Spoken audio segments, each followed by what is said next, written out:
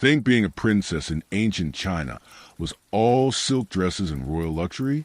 Think again. In the Ming Dynasty, one girl's journey from poverty to Forbidden City's deadly intrigue reveals the brutal truth behind the glamour. Think being a princess in ancient China was all silk dresses and royal luxury? Think again. In the Ming Dynasty, one girl's journey from poverty to the Forbidden City's deadly intrigue reveals the brutal truth behind the glamour. Think being a princess in ancient China was all silk dresses and royal luxury. Think again. In the Ming Dynasty, the emperor kept up to 9,000 concubines, locked in the Forbidden City. 9,000 women competing for one man's attention. And here's the kicker. Most would never even see his face. Literally thousands of women lived their entire lives in gilded captivity for the slim chance of a single night with the emperor. And if he died up until 1464, concubines were often buried alive with him. Yeah, apparently he needed company in the afterlife, too. You're 12 years old, playing barefoot in the dirt outside your family's shack in Ming Dynasty, China, 1570, when a black lacquered carriage pulls up. A man in silk robe steps out, face like stone, eyes like a butcher scanning the meat aisle. He's here for you. So, congratulations. You just woke up in the Ming Dynasty, except you didn't really sleep. Your straw mat scratches against your skin, and the single thin blanket does nothing against a morning chill. The air smells of wood smoke, human waste, and the slightly sour scent of too many bodies, living too close together. Outside, you hear roosters announcing dawn, the creak of cartwheels, someone coughing from a winter illness that won't let go. Your stomach growls. It always growls. Not like you're warm, full belly right now, in your modern bed. You're the second daughter in a family with 5 children, and barely enough rice to go around. Your father works someone else's land, and every year the taxes take more.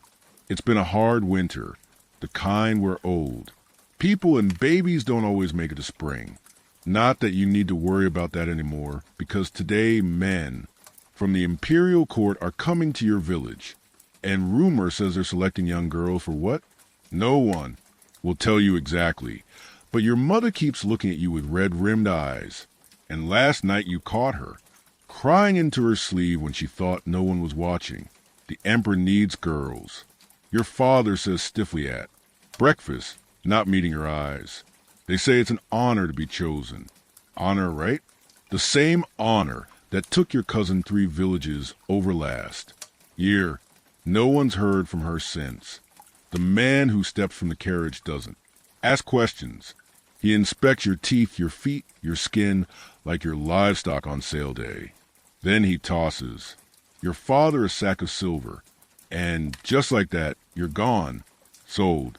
Not as a bride, not even as a servant, but as a concubine. Your mother's sobs fade as the cart rattles away, her face blurred by tears and dust. You're 12, barely old, enough to braid your own hair. And now you're cargo headed for the Forbidden City. The air stinks of sweat and horsed, and your stomach churns, not just from hunger, but from the rumors you've heard. Girls like you don't come back ever. Stop your sniveling. The man says when your tears won't stop. The emperor keeps thousands of concubines. Most will never even see his face, but those who please him rise above their station. Wealth, comfort, power, better than starving in that pigsty you called home. The journey takes weeks. You travel with 20 other girls, all ages 12 to 16, all wide-eyed, with fear or false bravado. One tries to escape the first night and is dragged back, beaten and tied to a wagon. Message received. No one else tries to. Run. You arrive at a towering gate red as blood where eunuchs with cold eyes herd you like cattle. Eunuchs, men who aren't men anymore. Their high voices and smooth faces make your skin crawl. Some are kind in a distant way. Others seem to enjoy the power they hold over you. Strip. One orders his voice, weirdly pitched between man and woman. You and the other girls stand shivering as they poke and prod, examining skin and feet. One girl sent home for A, crooked nose. Another's kept because her feet are small enough to bind. Yeah, foot binding. They crush your bones into lotus shapes, so you'll hobble prettily. For the emperor, sounds fun, right? Wrong. It's torture that'll leave you, screaming for weeks. You pass inspection, barely. Now you're in the harem, a maze of silk walls and whispered threats. The Forbidden City isn't just a palace. It's a city within a city, and the women's quarters are a prison draped in silk. The walls shimmer with gold, but the air's thick with jasmine incense and fear. Older, concubines glare, their eyes sharp as knives. They're not your friends, they're your rivals, and they'd sell their own kids to keep their spot in the emperor's bed. Look at these country rats. One sneer, fingernails long and painted red, getting younger every year. This one hasn't even bled yet. Your first job, serve tea to a senior consort who slaps you for pouring too slow. Your cheek stings, but crime's a luxury you can't afford. The rules are simple. Obey, charm, survive.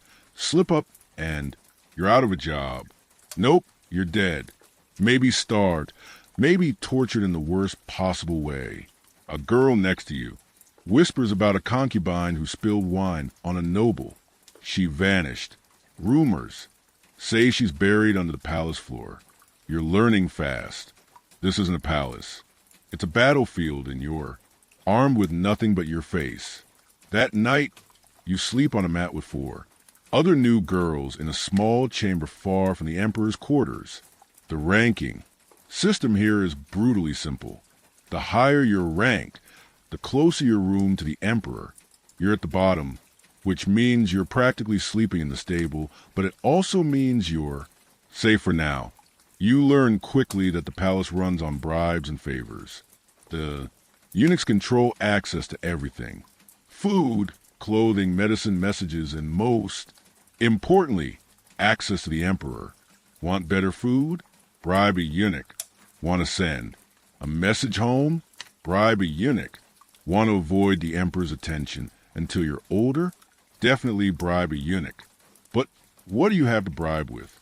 Nothing, which is why you learn to steal small things at first. A hairpin left, unwatched, extra food from the kitchen. You hide these treasures under a loose floorboard beneath your sleeping mat. Your emergency fund, your survival kit. A month passes. Then 2, you're assigned to help in the laundry, washing the fine silks of higher-ranking concubines. The work is hard, but it keeps you out of sight. And in this place, invisibility is safety.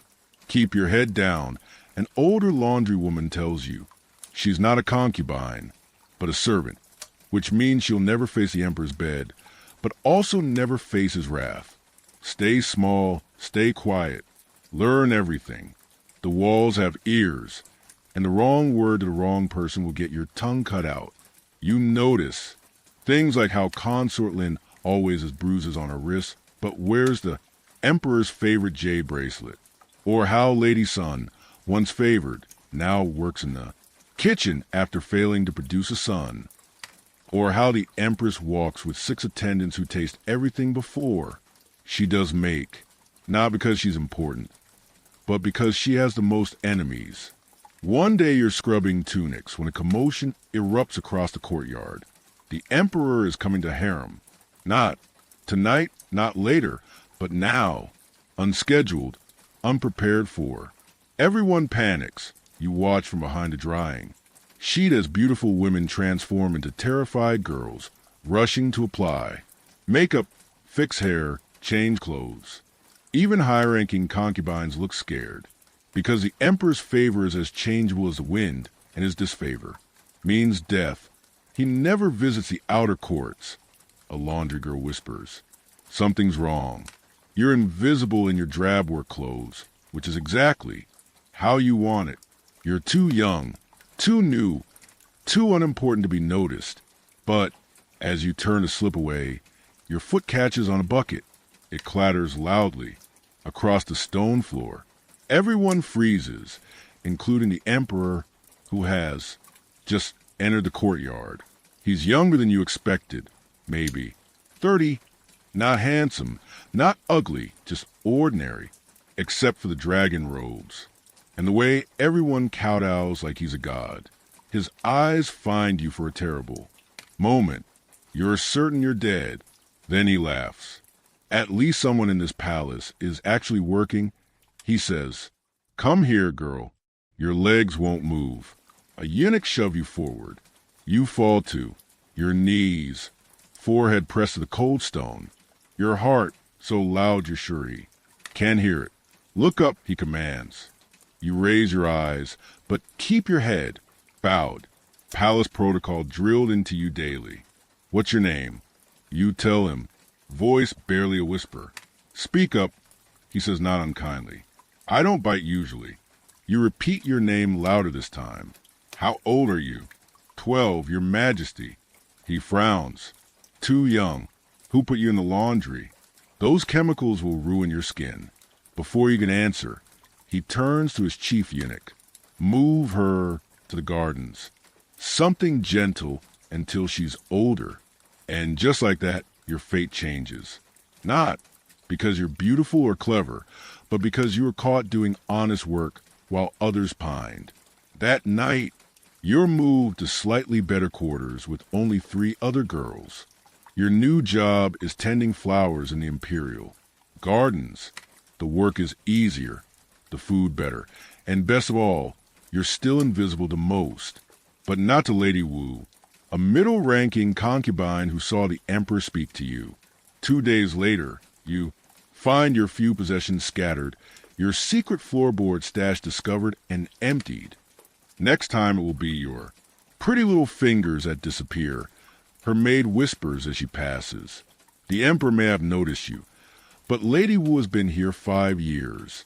She has friends. You have no one. A year passes like this, working the gardens, dodging Lady Wu's spite, learning the 1,000 unwritten rules that mean the difference between life and death.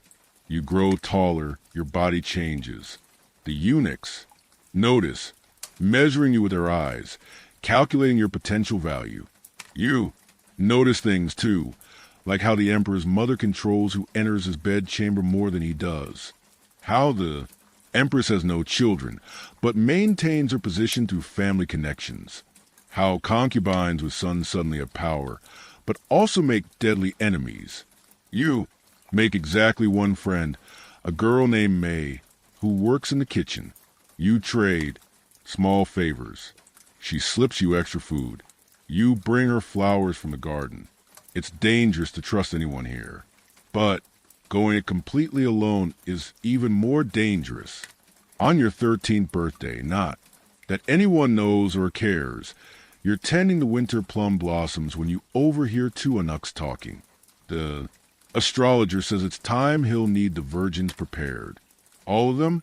There must be 200. No, just the new ones from the past year. 20, maybe 30 girls. Better warn the handlers. Some are still young. The stars don't care about age. And neither does the emperor. Your blood runs cold.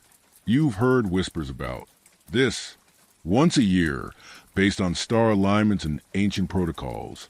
The emperor takes new concubines to his bed.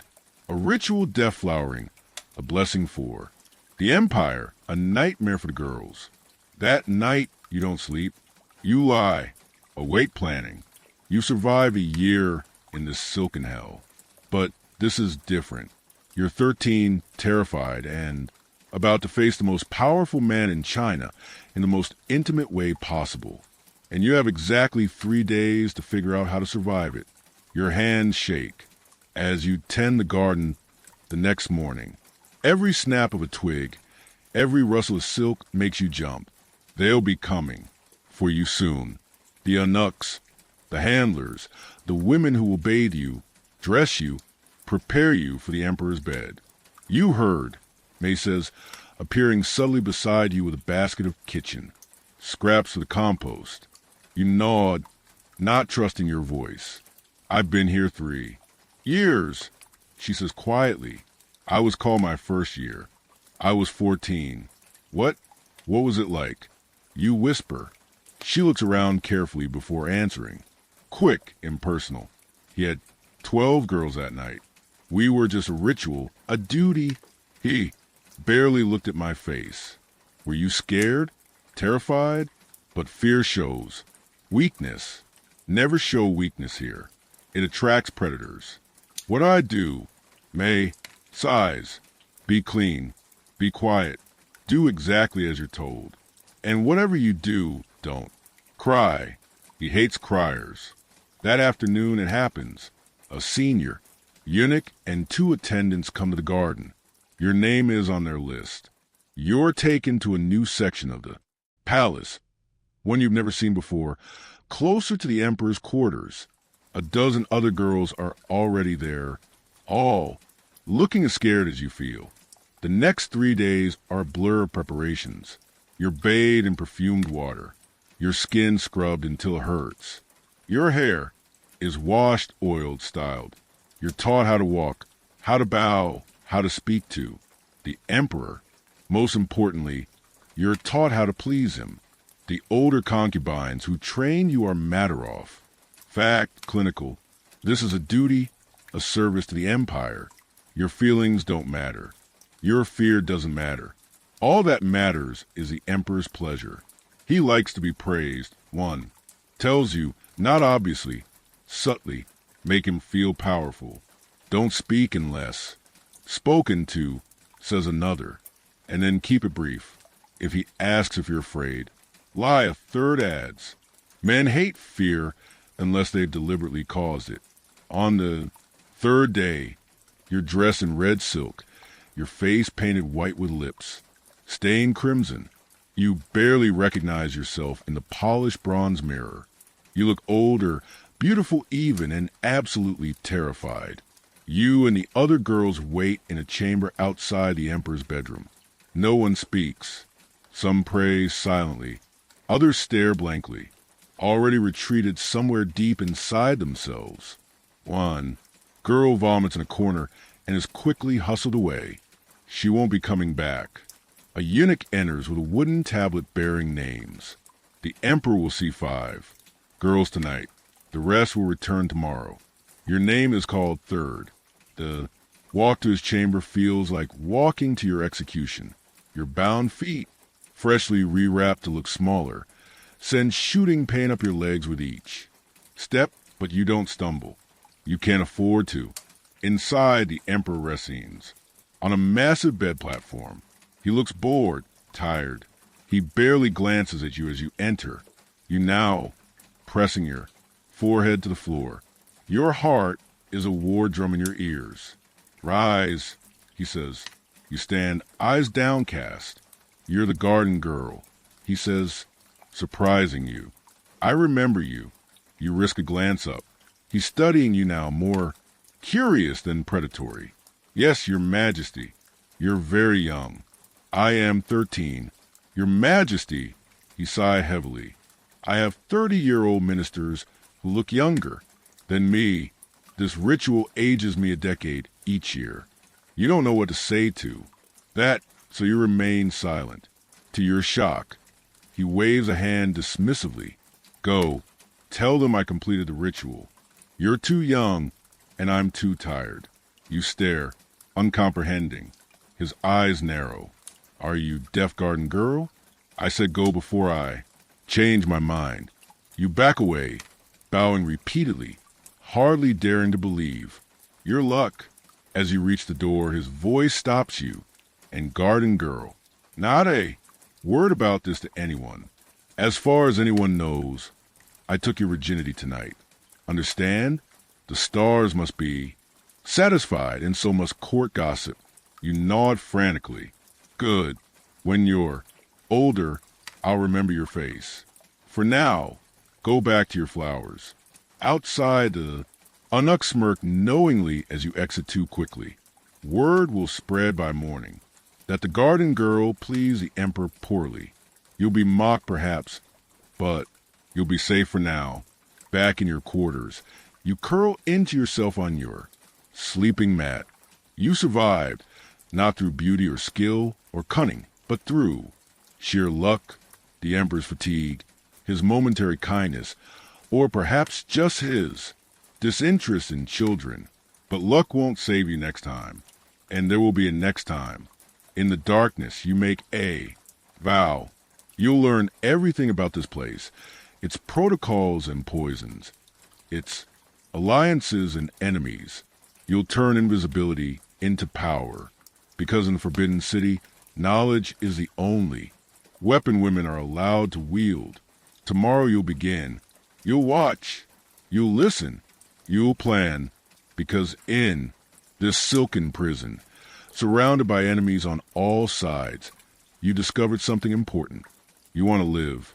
You're 13 now, trapped in Forbidden City's inner court, a prison draped in silk. The walls shimmer with gold, but the air's thick with jasmine and fear. You limp on bound feet, each step a knife in your bones, because beauty means pain, and pain means you're still alive. Your days start before dawn, scrubbing floors for senior consorts who sneer like you're a roach in their rice. Your job? Make them look good while staying invisible. Pour tea too slow, and a bamboo rod cracks your knuckles. Spill a drop, and you're locked in a closet with no food for a day. Starvation's a great teacher, apparently. The emperor's bed is the prize, and every girl here playing a deadly game to get there. You're taught to smile, bow, and flutter your fan like it's a weapon. But the real battlefield is the whispers. That girl with a jade hairpin. She spread a rumor you stole a noble's comb. Now you're scrubbing latrines, while she bats her eyes at the emperor. Trust no one. May whispers one night. They'll drown you in silk to climb higher. She's not wrong. Last week a girl was caught flirting with a guard. Eunuchs dragged her out, her screams fading into the moat. They say the carp ate well that night. 3 months after your encounter with the emperor, life has settled into a brutal routine. Wake at dawn, tend the gardens, avoid Lady Wu and her spies. Learn the unwritten rules that might keep you alive. Sleep, repeat. But things are changing. Your body is developing curves. The eunuchs have stopped treating you like a child and started watching you with calculating eyes. Whispers follow you through the courtyards. The garden girl, the one who failed to please the emperor, the one he sent away.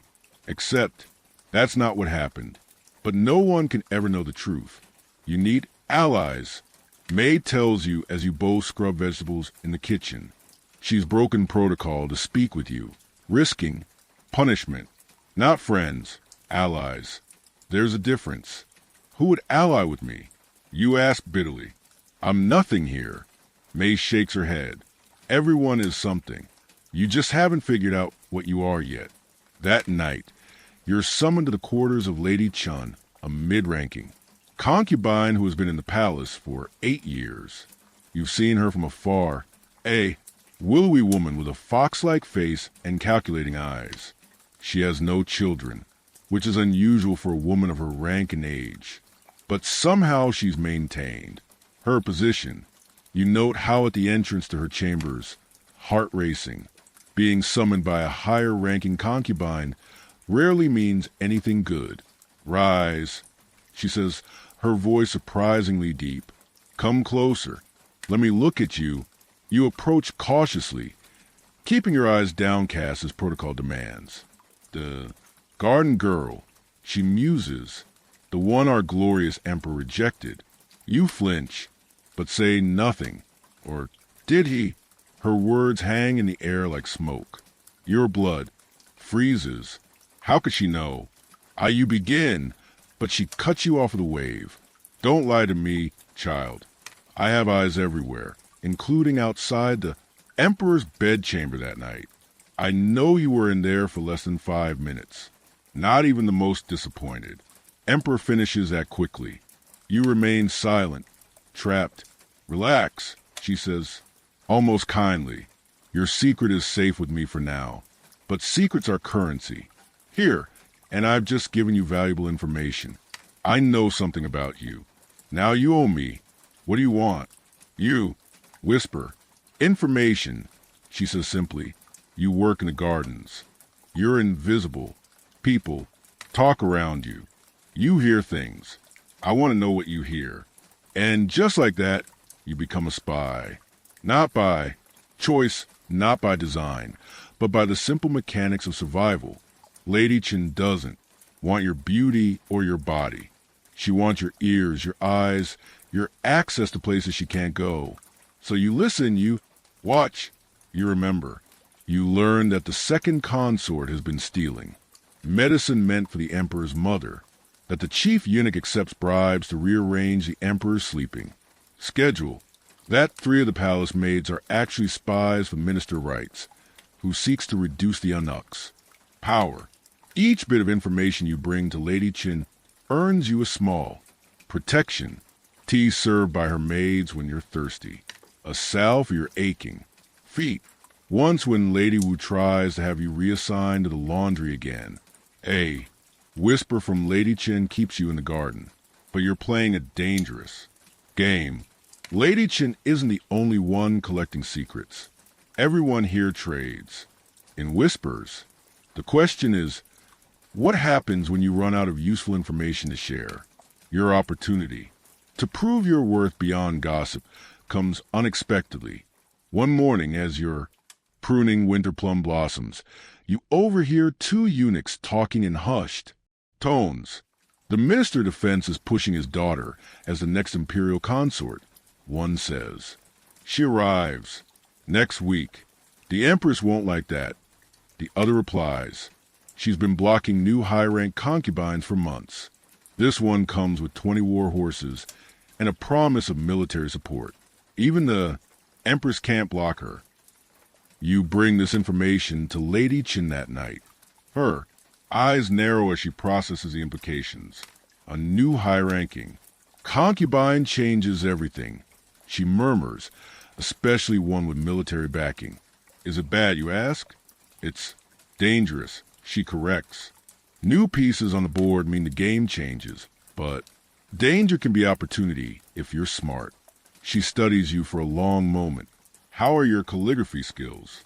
You admit they're poor. As a farmer's daughter, you never learn to read or write. Lady Chen frowns. That won't do. Starting tomorrow, you'll spend your evenings with my maid Lin. She'll teach you. But why? Because ignorance will get you killed. Here. Besides, I may need you to carry messages soon. Messages that can't be trusted to word of mouth. Your education begins that very night. Lin is a stern teacher, rapping your knuckles when you hold the brush incorrectly, making you practice basic strokes for hours until your arm aches. But there's power in these symbols, these characters that unlock doors previously barred to you. While you learn to read and write, life in the Forbidden City continues its deadly dance. The minister's daughter arrives with great fanfare. A beautiful girl named Lady Sun with perfect oval face, tiny feet, and the confident demeanor of someone who's never known true hardship. From your place in the garden, you watch her procession enter the palace. 20 eunuchs carry her sedan, chair, followed by attendants bearing chests of silks and jewels. The existing concubines line the walkways, smiling poisonous smiles. They hate her already. That night, the palace buzzes with rumors. The emperor will see Lady Sun immediately, breaking all protocols, about new concubines being quarantined and trained. Her father's influence reaches that far. This is bad for the empress. Lady Chen tells you as you practice writing characters by candlelight. If Lady Sun produces a son, quickly, her military backing could threaten the current power balance. Can't the empress just get rid of her, you ask? Thinking of how easily other girls have disappeared, Lady Chen smiles. Grimly, not this one. She's too well connected. No, this requires Subtlety. 3 days later, Lady Qin gives you your first real mission. You're to deliver a small package to one of the eunuchs who serves in Lady Sun's quarters. Don't open it, she warns. Don't ask questions. Just make a delivery and return immediately. The package feels light in your hands, wrapped in simple brown paper. It could contain anything. A bribe, a love note, poison. You don't want to know. But as you make your way across the palace, slipping through servant corridors and hidden pathways, Lady Qin has mapped for you. Your curiosity burns like a fever. You find the eunuch, an older man named Wei, exactly where Lady Qin said he would. He takes the package without a word, his face revealing nothing. Only the slight tremor in his hand suggests this exchange is anything but routine. That night, Lady Sun falls violently ill. Food poisoning, the palace physicians declare nothing fatal, but enough to keep her from the emperor's bed for at least a week. You say nothing, but your hands shake as you tend the garden the next day. You become complicit in something dangerous. You did well. Lady Qin tells you that. Evening. The delay gives us time to prepare. Prepare for what? You dare to. Ask? War, she says simply.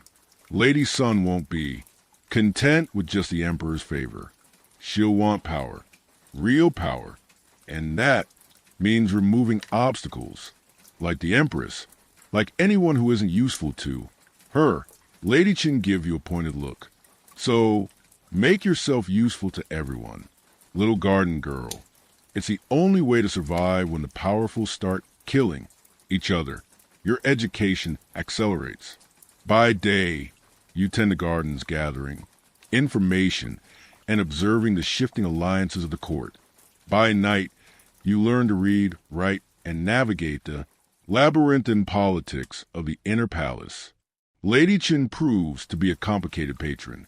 She's harsh, demanding, sometimes cruel, but she's also teaching you to survive, to think 3 moves ahead, to see people as pieces on a board rather than as friends or enemies. The emperor is not the most powerful person in this palace, she tells you one evening. Real power lies with those who control access to him.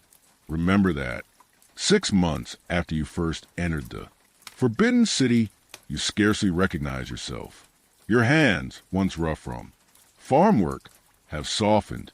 Your skin, protected from the sun by wide-brimmed hats in the garden, has lightened to the pale shade prized by nobility.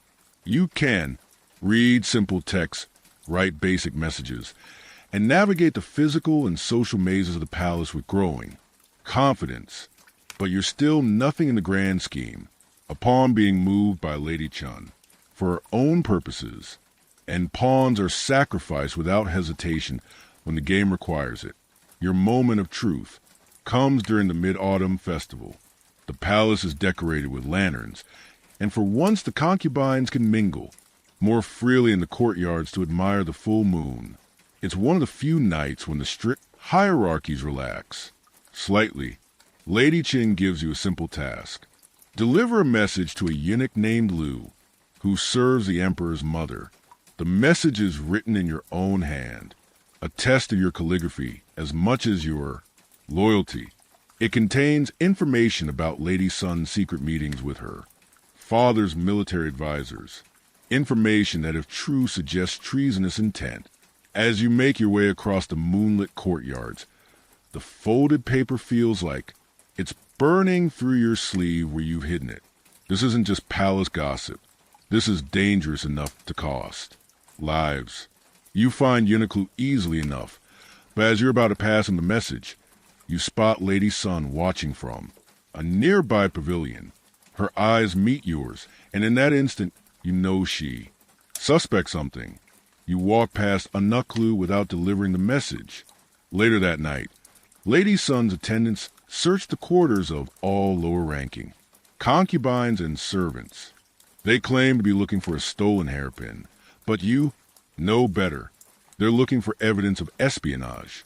When they reach your sleeping mat, your heart nearly stops. The message is still hidden in your sleeve, but the searchers are thorough, making everyone stripped to their underclothes. There's nowhere to hide it. In desperation, you do the only thing you can think of. You shove the paper into your mouth and swallow it. The rice paper dissolves quickly on your tongue. The ink bitter but not impossible to stomach. The search reveals nothing, but you've crossed a line. You betrayed Lady Chen's orders. And worse, you've destroyed information that implicated Lady Sun in treason. If Lady Chen discovers what you've done, your punishment will be severe. You can't sleep that night, torn between fear of Lady Chen's retribution and uncertainty about whether you've done the right thing. Was the message even true, or was Lady Chen using you to plant false information? The next morning, as you work in the garden with shaking hands, a shadow falls across the flower bed. You look up to find Lady Sun, herself standing there without attendants, which is unusual and forbidden. Walk with me, she commands. Softly, protocol demands you obey a higher-ranking concubine, though every instinct screams that this is a trap. You follow her to a secluded corner of the garden, near a small pond where koi fish swim lazily in the autumn sun. You had something for Lou yesterday, she says without preamble. A message about me. Your mouth goes dry. Denial will be pointless. And yet you didn't deliver. It, she continues. Why? You could lie. Create some story about losing your nerve or forgetting the message. Instead, you take a risk. I didn't know if it was true, you say, quietly, and a lie that's serious could cost lives. Lady Sun studies you for a long moment. Clever girl, it wasn't true. It was a test. Not from your mistress to the eunuch, but from your mistress to you. And you failed her test, but passed a more important one. Your confusion must show on your face because she smiles slightly. Lady Chen and I have been allies for years, she explains. Did you really think a concubine would know?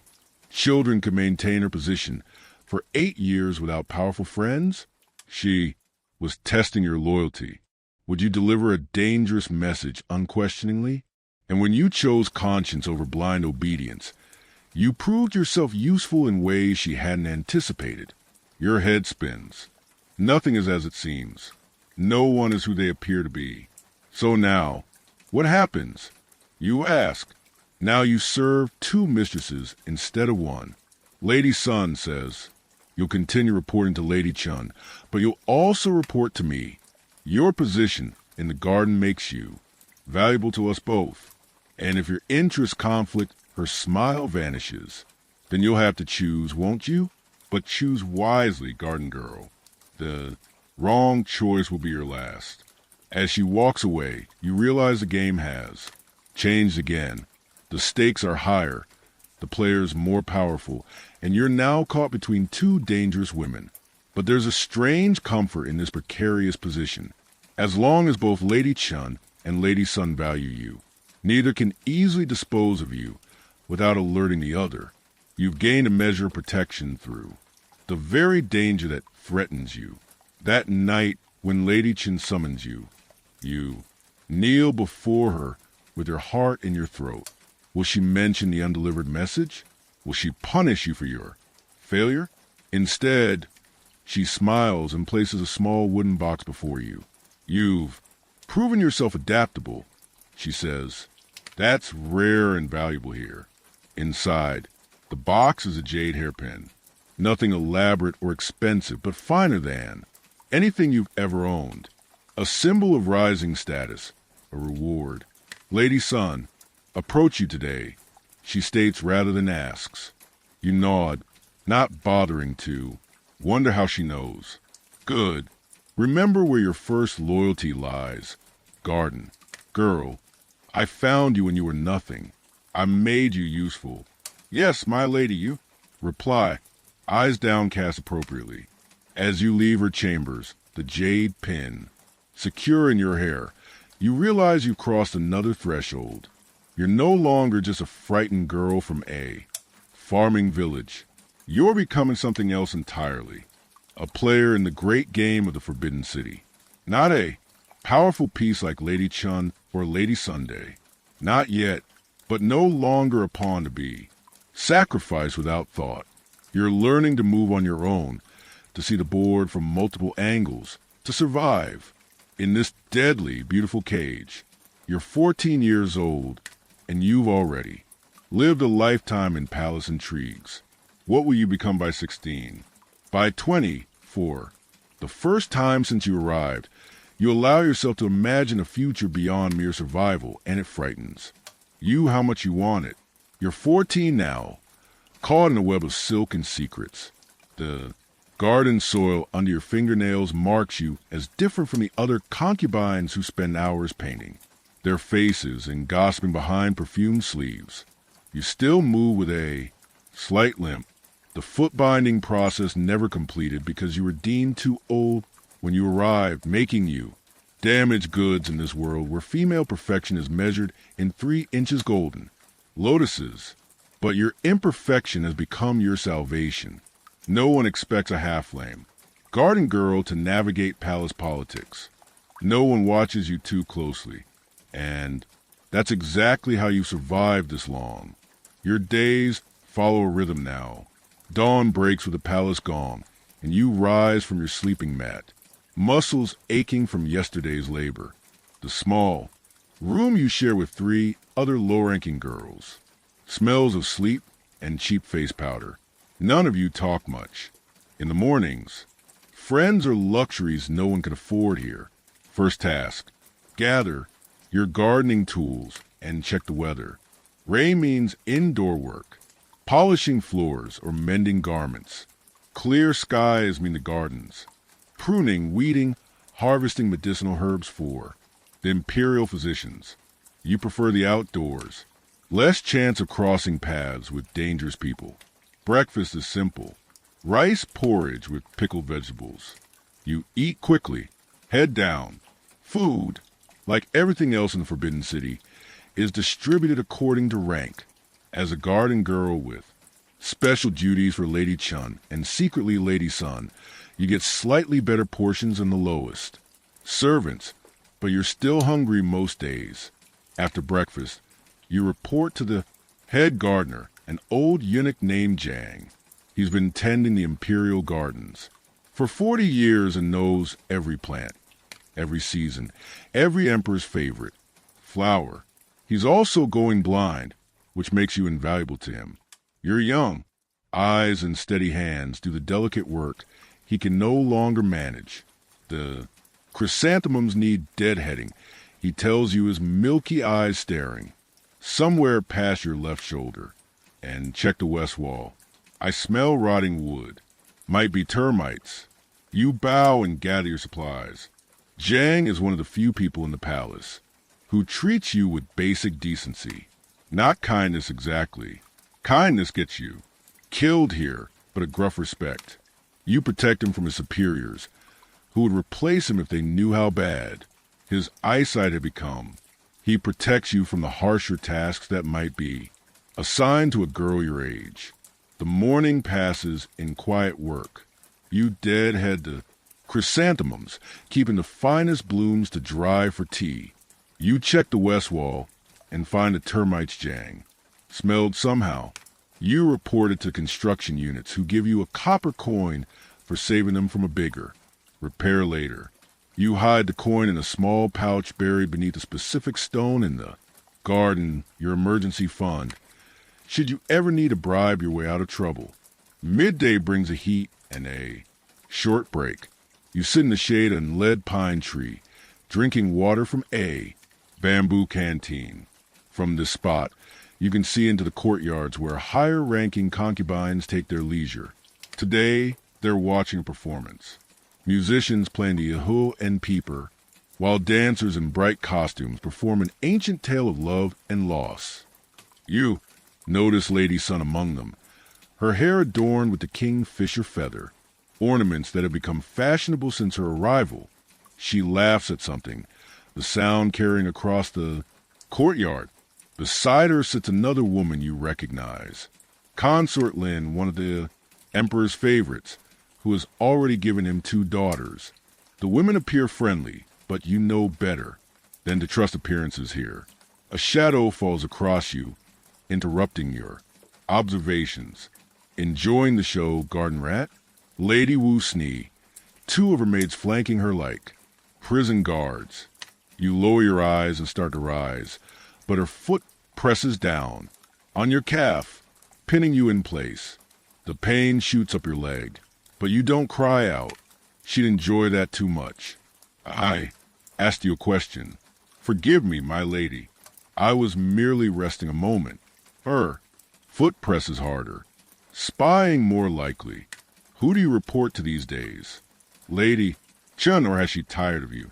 You say nothing which infuriates her more. Lady Wu has been your enemy since your first days in the palace, though you've never understood why she bothers with someone as lowly as you. Perhaps I should have you reassigned, she muses. The night, soil collectors need assistance. Imagine from the gardens to shoveling. Though in your case it's hardly a demotion. The head gardener would miss. Me, you say carefully. He relies on me for the emperor's medicinal herbs. It's a subtle reminder that you have some protection, however slight. Lady Wu's eyes narrow. We'll see about that. She removes her foot and sweeps away, her maids trailing behind her like the tail of a venomous snake. You rub your calf knowing it will bruise badly. Lady Wu is dangerous, but also careless. She's made too many enemies, spread her spite too broadly. In the 2 years you've been here, you've seen her influence wane as others rise. Still, a corner rat bites harder, and Lady Wu is definitely cornered these days. Afternoon brings a change in routine. Instead of returning to the gardens, you're summoned to Lady Chen's quarters. Her maid Lin meets you at the entrance, wrinkling her nose at your dirt-stained clothes. Wash your hands at least, she scolds, pointing to a basin of water. She has guests. This is unusual. Lady Chen rarely receives visitors when you're scheduled. To attend her, you scrub your hands and straighten your simple clothes as best you can before following Lin inside. The room smells of incense and tea. Lady Chen sits at a low table, and across from her, your heart nearly stops, is Lady Sunday. The 2 women who separately command your loyalty are together, speaking as if they're friends, which you know they are, but they've always kept up the pretense of formal distance. In public,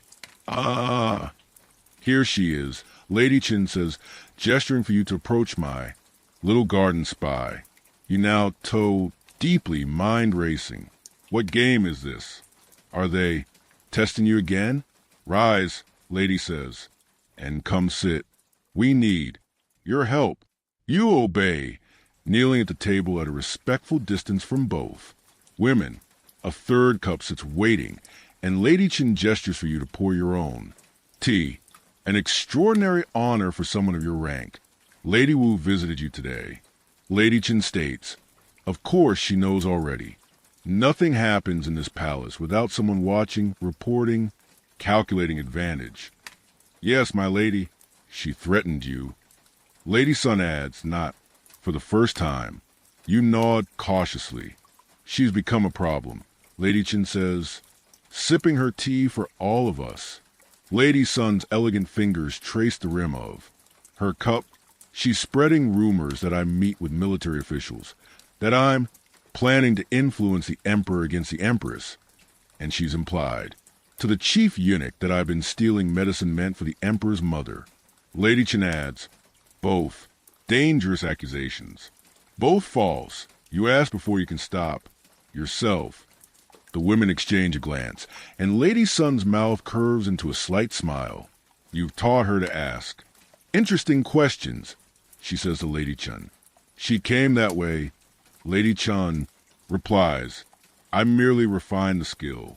Lady Sun refocuses on you. Let's say the accusations are complicated.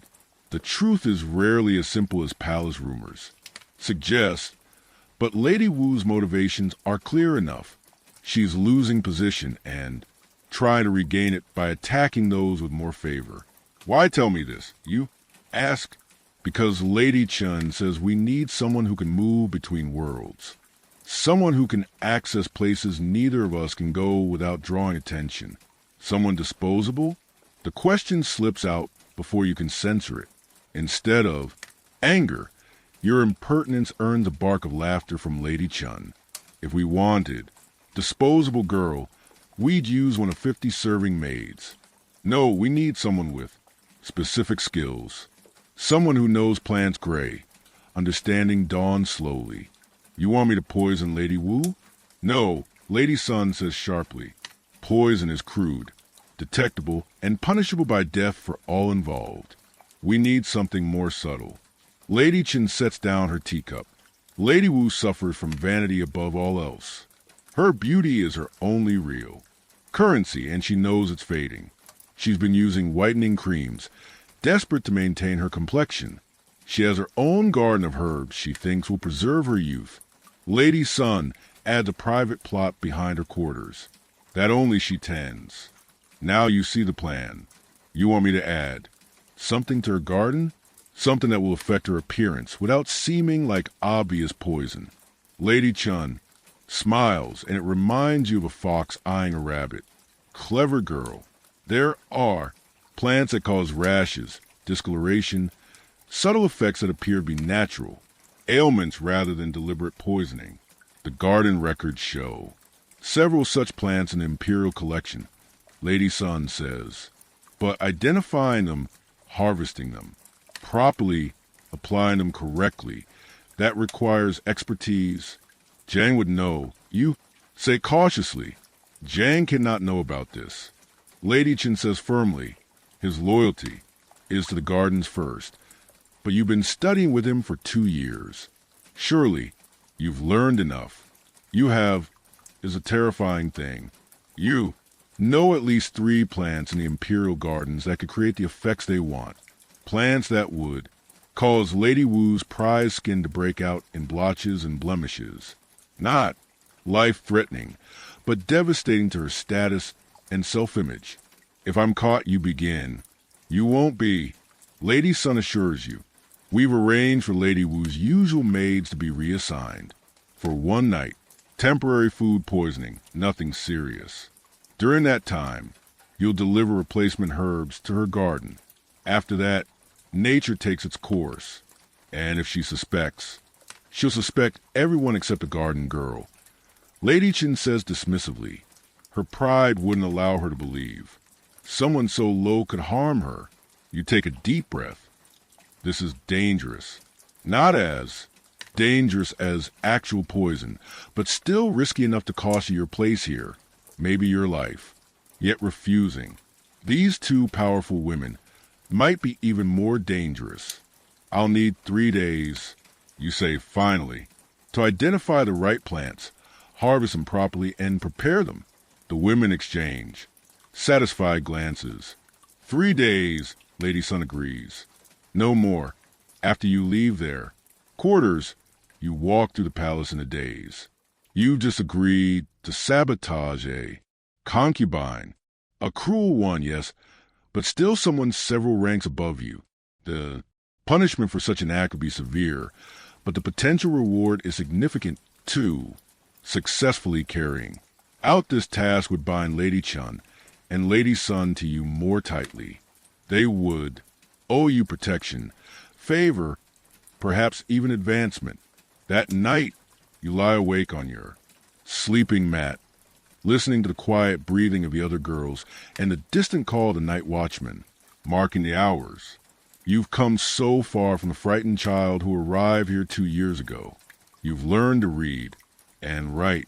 You've mastered the geography of the Forbidden City, its social hierarchies, its secret pathways, and hidden rules. You've made yourself useful to powerful people. But at what cost? The girl who left her village would hardly recognize the calculating young woman you become. You wonder, sometimes if your mother will be proud of your survival or horrified by your methods. The next morning you begin your preparations. You carefully harvest small amounts of several plants from. different parts of the garden. Nothing enough to be noticed missing, but sufficient for your purpose. White, velvet leaf that causes redness and swelling. Manurian Dutchman's pipe that creates dark spots on the skin. Wild chrysanthemum that, when concentrated, produces a sticky residue causing persistent rashes. You work during your regular garden. Duties, explaining to Jang that you're preparing special medicinal mixtures for your monthly women's time, an excuse no male eunuch will question too closely. You dry some herbs, crush others, prepare tinctures using techniques you've learned from watching the palace. Physicians, on the third day, everything is ready. You've created a mixture that looks and smells like ordinary beauty treatment ingredients. Aloe, cucumber, pearl. Powder, but hidden within are the compounds that will gradually affect Lady Wu's precious skin. That night, as arranged, Lady Wu's regular maids are absent, struck with stomach ailments that have them running to privies. Every hour, a replacement maid, one loyal to Lady Sun, meets you at a side entrance to Lady Wu's quarters. Hurry, she whispers. She's at dinner with the second consort. You have half an hour at most. Lady Wu's private garden is smaller than you expected. Just a few raised beds and a courtyard behind her. Chambers. You quickly identify the beauty herbs she's growing. Angelica, Jinong white peony. You carefully add your prepared mixtures to the soil around each plant, ensuring they'll be absorbed gradually. Then you sprinkle a bit directly on the leaves of the plants most likely to be harvested soon. You're just finishing when you hear voices approaching. The maid grabs your arm, her fingers digging painfully into your flesh. Someone's coming, she hisses. Hide. There's nowhere to go except behind a large decorative rock at the edge of the garden. You squeeze yourself into the shadow it casts.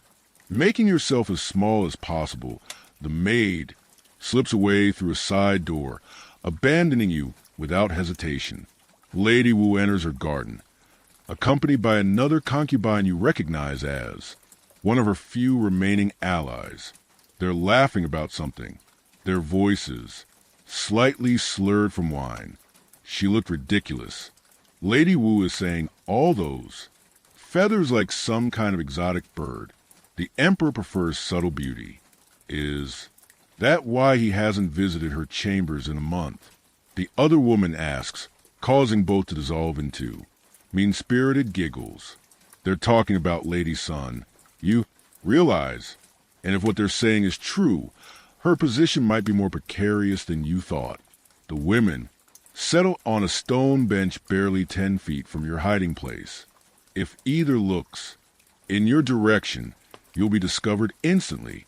The new cream is working wonderfully, Lady Wu says, touching her cheek. The court physician says my complexion is the finest he's seen in years, better than the Empress herself. Her friend agrees. Everyone's noticed. I've been adding extra pearl powder, Lady Wu confides, and a special ingredient. She lowers her voice, but you can still hear her. Rush butterfly wings. Very rare, very expensive, but worth every coin. Your blood runs cold. Crushed butterfly wings are highly toxic when applied to the skin. Not immediately, but over time, they cause liver failure and death. Lady Wu isn't just trying to stay beautiful. She's slowly poisoning herself out of vanity and ignorance. The irony is bitter. You came to sabotage her beauty. Regimen only to discover she's already doing far worse to herself than you ever intended. And now the mixture you've added will interact with the butterfly powder, possibly accelerating or changing its effects in ways you can't predict. You should feel triumphant. Your enemy is destroying herself, and your mission will hasten her downfall. Instead, you feel hollow. Even Lady Wu doesn't deserve the painful death that awaits her if she continues using that powder. The women eventually move inside, giving you the chance to slip away, instead of returning directly to report your success, you take a detour to the Imperial Library. You need to research butterfly wing toxicity and possible antidotes. There might be a way to neutralize both your sabotage and her self-poisoning. The Imperial Library is officially forbidden to someone of your rank, but you've learned many ways around such restrictions. A bribe to the right eunuch, knowledge of when certain sections are unguarded, and the ability to move silently through shadowy corridors get you inside.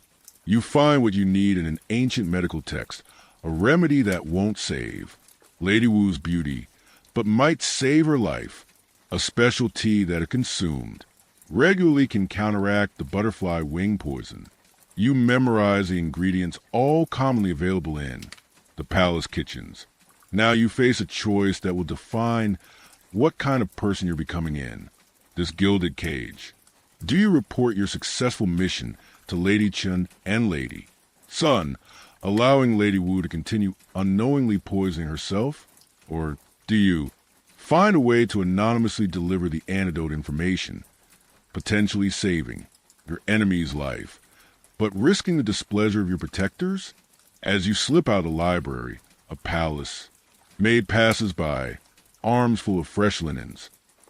She doesn't notice you in the shadows. On her wrist is a small birthmark in the shape of a crescent moon, distinctive enough to be recognized again.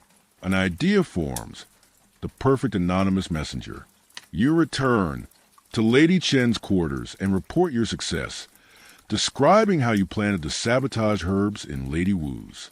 You don't mention the butterfly wings or your visit to the library. Excellent, Lady Chen says, looking genuinely pleased. Now we wait. The effect should begin, appearing within a week. What happens to Lady Wu then? You ask, keeping your voice neutral. Lady Sun, who has joined you, shrugs elegantly. She'll seek medical help. Of course, they'll find nothing obviously wrong, just a sudden deterioration of her complexion. She'll be devastated, withdraw from court appearances, lose whatever influence she still has. She won't suspect sabotage, or she might, Lady Chen acknowledges, but she has too many enemies to identify the source, and by the time she recovers, if she ever does, the courts' attention will have moved on to newer, prettier faces. You nod as if satisfied with this explanation. The plan is elegant in its cruelty, perfect for the palace's particular brand of warfare, but you've already decided it won't play out exactly as they expect. The next morning, you find a maid with the crescent birthmark. You bump into her deliberately in a crowded corridor, slipping a folded paper into her apron pocket during confusion of apologies. On the paper is a simple message about the dangers of butterfly wing powder and the tea that can counteract it. No names, no accusations, just medical information that might save a life. Whether she'll deliver it to Lady Wu, you don't know. Whether Lady Wu will heed the warning if she receives it, you can't predict. But you've done what you can to balance the scales between your duty to your protectors and your own moral compass. A week later, as expected, Lady Wu disappears from court functions. Rumors fly, a skin ailment, a nervous collapse, a loss of imperial favor. You hear different versions from every corner of the palace. Lady Chen and Lady Sun are pleased with the outcome, though neither mentions your role directly. What no one knows, except perhaps Lady Wu herself, is whether she received your warning about the butterfly wings. You watch and wait for signs. Her death would indicate she continued the poisonous regimen. Her eventual return to court with diminished but not destroyed complexion would suggest she heeded the warning. 3 weeks after your night in her garden, you glimpse Lady Wu walking slowly through a distant courtyard. Her face is partially covered by a fan, but she's alive and moving without assistance. Something unclenches in your chest. Whatever else happens between you, at least you don't have her death on your conscience. That night, as you prepare for sleep, You find a small package beneath your sleeping mat. Inside is a simple bronze mirror. Nothing elaborate, but far finer than anything someone of your station would typically own. There's no note, no indication to the giver, but the coincidence is too perfect to ignore. You hold the mirror up, studying your reflection in the dim light. The face that looks back is no longer a child's. At 14, you've developed a sharp awareness of someone much older. Your eyes hold secrets. Your mouth has learned when to speak and when to stay silent. You survived another year in the Forbidden City. Not just survived, you've navigated its treacherous waters. With increasing skill, you protected yourself and in your own small way even. Protected an enemy from herself. Tomorrow brings new challenges, new dangers, new opportunities. But tonight, with your bronze mirror hidden safely away, you allow yourself a moment of quiet pride. You're learning to play the game by your own rules. You're 16 and Forbidden City's harem has carved you into something sharp, like a blade forged in fear. Your bound feet ache, your smiles are masks and your eyes miss nothing. You've learned to dodge the consort's venomous glares and slip past their traps. But every day is a tightrope walk over a pit of snakes. The Emperor's noticed you. Again, 3 years since that first night when he sent you away for being too young. Now you're not too young anymore. It happens during the Autumn Moon Festival. You're arranging chrysanthemums in the Hall of Supreme. Harmony when he enters unexpectedly. A small entourage of eunuchs trailing behind. Him. Everyone drops to their knees. Foreheads press the floor. Everyone, except you. Hands full of flowers, caught mid-arrangement. You freeze, then drop everything. Falling into a deep cow tower as petals scatter across the polished floor. The garden girl, he says, and your blood runs cold at being. Remembered. Still working with flowers. I see. Yes, your majesty, you murmur to. The floor. Rise, he commands. Let me look at you properly. You stand on. Trembling legs. Eyes downcast as protocol demands. 3 years of palace. Living have taught you many things. But nothing prepares you for the Emperor's direct attention. You've grown, he observes. Is that approval in his voice? You dare not hope. Hope is dangerous. Here, bring her to my chambers tonight.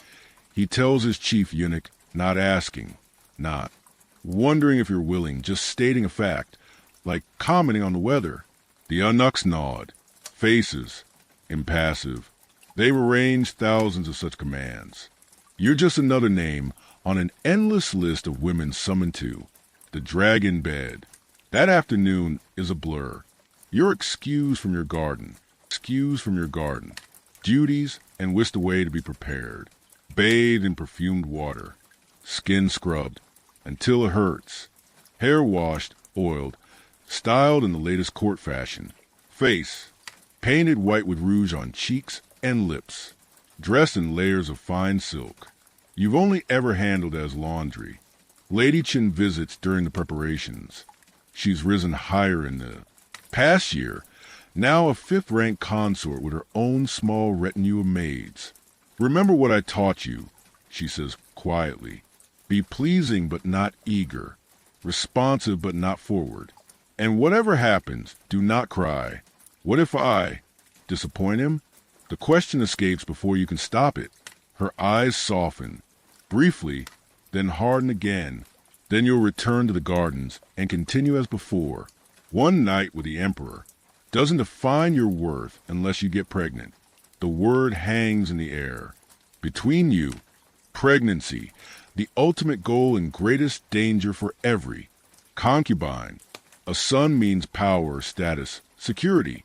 A daughter means slight, improvement in rank, but little else. No child at all means you return to your previous station, perhaps with a small token of imperial favor. If you conceive, Lady Chin continues, everything changes. You'll have enemies you can't even imagine. The Empress herself will notice you and not favorably. Has he visited you? You dare to ask. A shadow crosses her face. Once 3 years ago, no pregnancy. Then you understand now why she's invested so much in you. You're her proxy, her second chance at power. If you rise, she rises with you. As darkness falls, you're led through silent corridors to the Emperor's chambers, not carried naked like the high-ranking concubines. You're not important enough for that ritual. Just walked there by two stone-faced eunuchs who've seen it all before. The Emperor's private quarters are surprisingly simple, luxurious, yes, with the finest furnishings and art, but not the overwhelming display of wealth you expected. He sits at a desk reading reports, still dressed in semi-formal robes. You toe at the entrance, heart threatening to burst from your chest. The garden girl, your majesty, the chief eunuch announces before backing away, leaving you alone with the most powerful man in China. Or rise, the emperor says, without looking up. Pour me tea. You obey, moving to the small table where a teapot sits warming over a tiny brazier. Your hand shakes slightly as you prepare. The cup, this at least you know how to do well. Lady Chun insisted you learn. The formal tea ceremony to Imperial standards. You kneel and offer the cup with both hands, eyes downcast. He takes it, fingers brushing yours briefly. Your name? You tell him. Surprised he doesn't. Remember. Then again, he's had hundreds of women since that night 3 years ago. Ah, yes, he says, sipping the tea, the honest worker. I remember now. He studies you over the rim of his cup. You still work in the gardens? Yes, your majesty. Under head gardener Jang. You enjoy it? The question catches you. Off guard. No one in the palace has ever asked if you enjoy your work. Ah, yes. Your majesty. Plans are honest. They respond to care without schemes or secrets. He laughs. A surprisingly warm sound, unlike people at court. I wouldn't know your majesty. A safe answer. Of course you would, he counters. You've survived 3 years here. That requires understanding. Schemes and secrets. You remain silent, unsure how to respond. Is this a trap? A test. He sets down his teacup and gestures to a low stool near his desk. Sit. Tell me about the gardens. What's blooming now? For the next hour, you talk about chrysanthemums and plum blossoms, autumn herbs and winter preparations. He asks intelligent questions, showing genuine interest. The conversation gradually shifts to court gossip, who's allied with whom, which officials are feuding, which consorts have fallen from favor. You navigate carefully, sharing only what's common knowledge. Nothing that could be traced back to Lady Chun or Lady Sun. The Emperor listens, occasionally nodding or asking for clarification. You realize with a start that this is why. You're here not just for physical pleasure, but for information. As a low-ranking garden girl, you see things the Emperor's usual companions don't. You hear conversations not meant for important ears. You're observant. He says finally and discreet valuable. Qualities. He stands and moves to a smaller adjacent room. Come. You follow. Pulse racing the bedchamber. The moment every concubine simultaneously fears and desires. What follows is nothing like the horror stories whispered among new arrivals, nor the romantic fantasies peddled by storytellers. It's brief, almost businesslike, not cruel, but not particularly tender either. He treats you with basic consideration, like a man fulfilling a duty rather than indulging a passion. Afterward, he doesn't send you away immediately, which you're told is unusual. Instead, he asks more questions about the palace, about your observations of court dynamics. You answer truthfully when you can, evasively when you must. You may go, he says, finally. The eunuchs will escort you back. You bow deeply, unsure if you've pleased him or not. His face reveals nothing. Perhaps I'll summon you. Again, he adds as you reach the door. You're restful, most of the women here. Exhaust me with their schemes and flattery. It's as close to a compliment as you're likely to get. The next morning, you return to your garden duties as if nothing has changed. But everything has. The eunuchs treat you with slightly more respect. The other garden, workers give you curious glances. Word travels impossibly fast in the Forbidden City. Lady Chen summons you that evening. Orwell, she asks without preamble. He was kind, you say carefully. We talked about the gardens. And caught gossip. You talked? Her eyebrows rise. Before or after? Both. She sits back, processing this information. That's unusual. He must have found you interesting. Or useful, you suggest. She nods slowly. Perhaps both. Did he say he would call for you again? He said perhaps. Better. Then no. She muses. Now we wait and watch for signs. The signs appear 6 weeks later, when you vomit into a flower bed while working in the East Garden. Then again the next morning and the next. Your monthly bleeding doesn't come. You tell no one, not even Lady Chun. Not until you're certain. But the palace's eyes everywhere.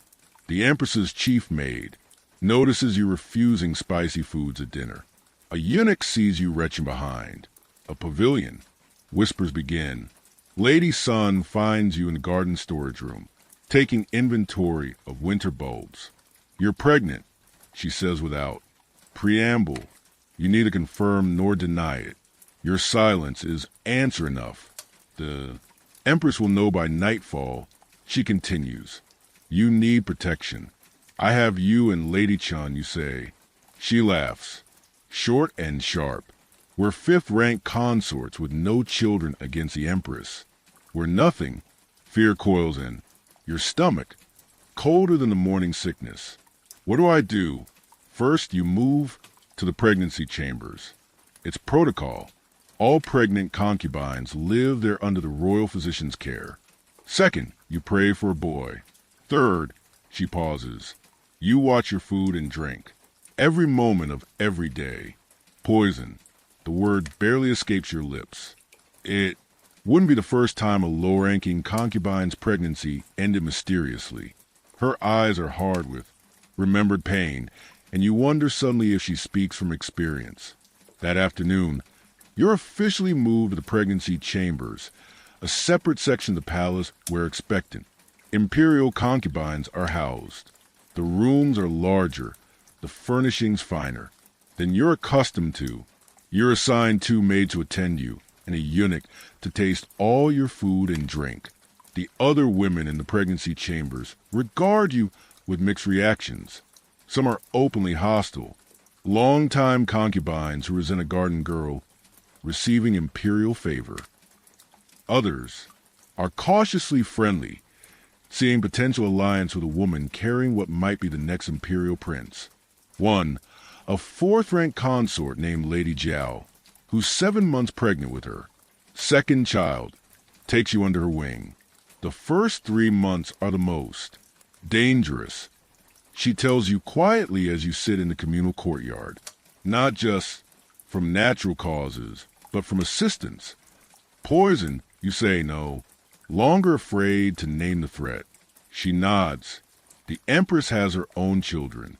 She doesn't want competition, and there are other consorts with sons who don't want their positions threatened. How did you survive? You ask. Vigilance and luck. She pats her swollen belly. This one has been easier. Once you produce one healthy child, they're less likely to target you for a second. You absorb her advice like a sponge. Never eat food you haven't seen prepared. Don't use cosmetics or medicines from unknown sources. Don't allow maids to brush your hair unless you brought them with you. Trust no. 1. As your belly begins to swell, your status rises accordingly. Anux who once ignored you now bow respectfully. Maids attend to your every need. Lady Chun visits regularly, bringing gifts and court gossip. Even Lady San more. distant since your pregnancy was announced, sends exotic fruits and protective charms. The emperor himself visits once briefly. He seems pleased but detached, as if you're a prize broodmare who's performing as expected. He doesn't stay long, asking perfunctory questions about your health before returning to affairs of state. 4 months into your pregnancy, the first attack comes. Your evening tea tastes slightly bitter. You're about to drink it when your food taster, a young eunuch assigned to you, collapses, foaming at the mouth. Chaos erupts. Royal physicians are summoned. Guards question everyone. The eunuch survives barely, but someone clearly wanted you or your unborn child dead. The investigation reveals nothing. The poison was in the teapot, but anyone could have accessed the kitchen. Suspects range from the empress's servants to rival concubines to political enemies of the emperor himself. That night, Lady Jiao slips into your chambers. You can't stay in the communal areas, she whispers. Request private quarters. Say the other women's fragrances make you ill, and bring your own cook from outside. Someone with no palace. Connections. I don't know anyone outside, you admit. After 3 years in the Forbidden City, your world has narrowed to these walls. I do, she says. My family will send someone, an old woman too loyal to be bribed, too skilled to be easily replaced. You wonder why she's helping you, what she gains from your survival. As if reading your thoughts, she says, 3 years ago, someone poisoned my first child in the womb. I lost him at 7 months. A boy.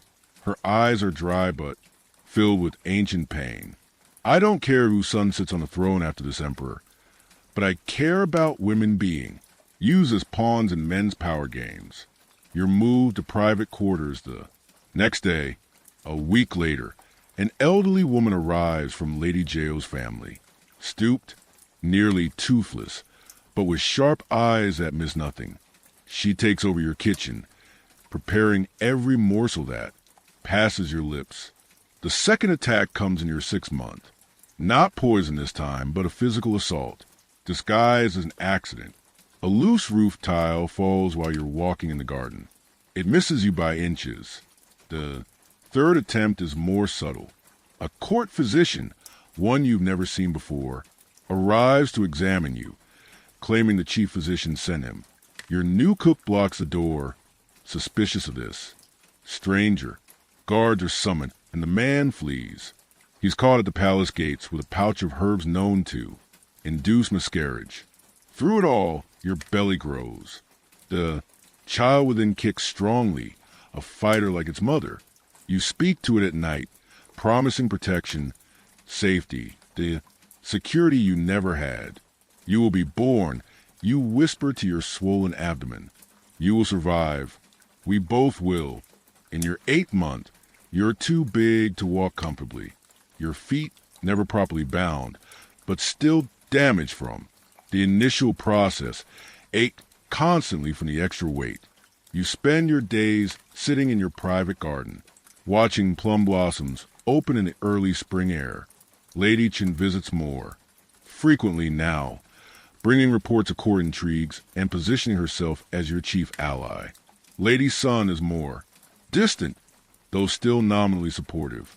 Lady Jiao, now nursing her newborn son, sends advice and small gifts to the baby. The Empress is worried, Lady Chen reports one afternoon. Her oldest son is sickly again. If you bear a healthy boy, she doesn't finish. The thought, she doesn't need to. A healthy Imperial son elevates his mother to unimaginable heights.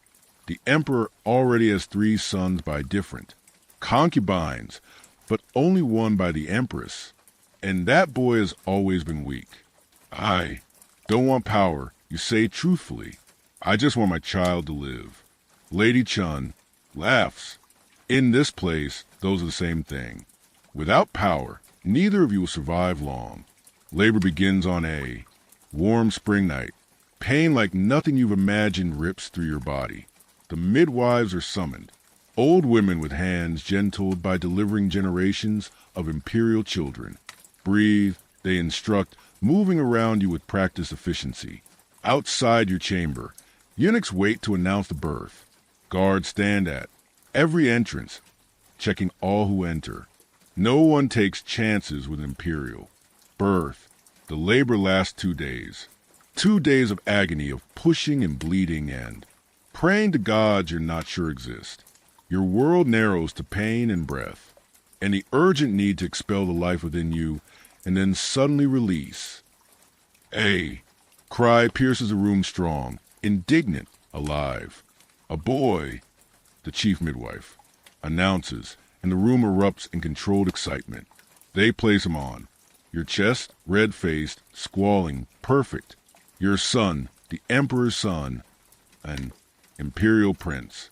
Before you can fully grasp the miracle in your arms, he's taken away to be cleaned and examined.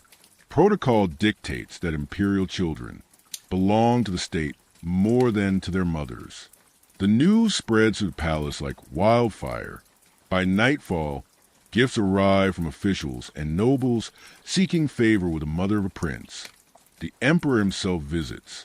Briefly the next day, clearly pleased by his new son's robust health. He will be called Prince Yong, he announces, and you will be elevated to 4th rank. Consort. Just like that, you rise from garden girl to imperial consort. From nothing to something, all because your body performed its function and produced a male heir. Your son is moved to the imperial nursery, attended by wet nurses and nannies selected by court officials. You're allowed to visit daily, but not to nurse him yourself. Imperial consorts don't perform such basic functions. It breaks your heart to see another woman feeding your child, but you remind yourself that this separation is the price of his security, his future, his life in the imperial nursery. He's surrounded by guards and tasters. No, loose roof tiles will threaten him there. Your new quarters reflect your elevated status. Larger, more luxurious, closer to the emperor's chambers. New, maids attend you. Women who a month ago would have sneered at a mere garden worker. They bow and scrape now, eager to serve the mother of Prince Yong. Lady Chun is among your first visitors after birth. You've done it, she says, genuine admiration in her voice. From the gardens to 4th rank in 3 years, unprecedented. Because of your guidance, you acknowledge. She smiles. We rise together. I've already been granted new privileges as your patron. The alliance continues, mutually beneficial, but now the balance of power has shifted slightly. You're no longer just her protege. You're the mother of a prince. You have your own source of influence. Now, Lady Sun visits too, bringing an exquisite jade rattle for the baby. The Empress has taken notice of you, she warns. Be careful. Your son may be protected by his imperial blood, but you remain vulnerable. What would you suggest? You ask. Make yourself useful to the Empress, Lady Sun advises. Find a way to serve her interests rather than threaten. Damn, a woman in her position has many needs that aren't being met by her usual. Sickens.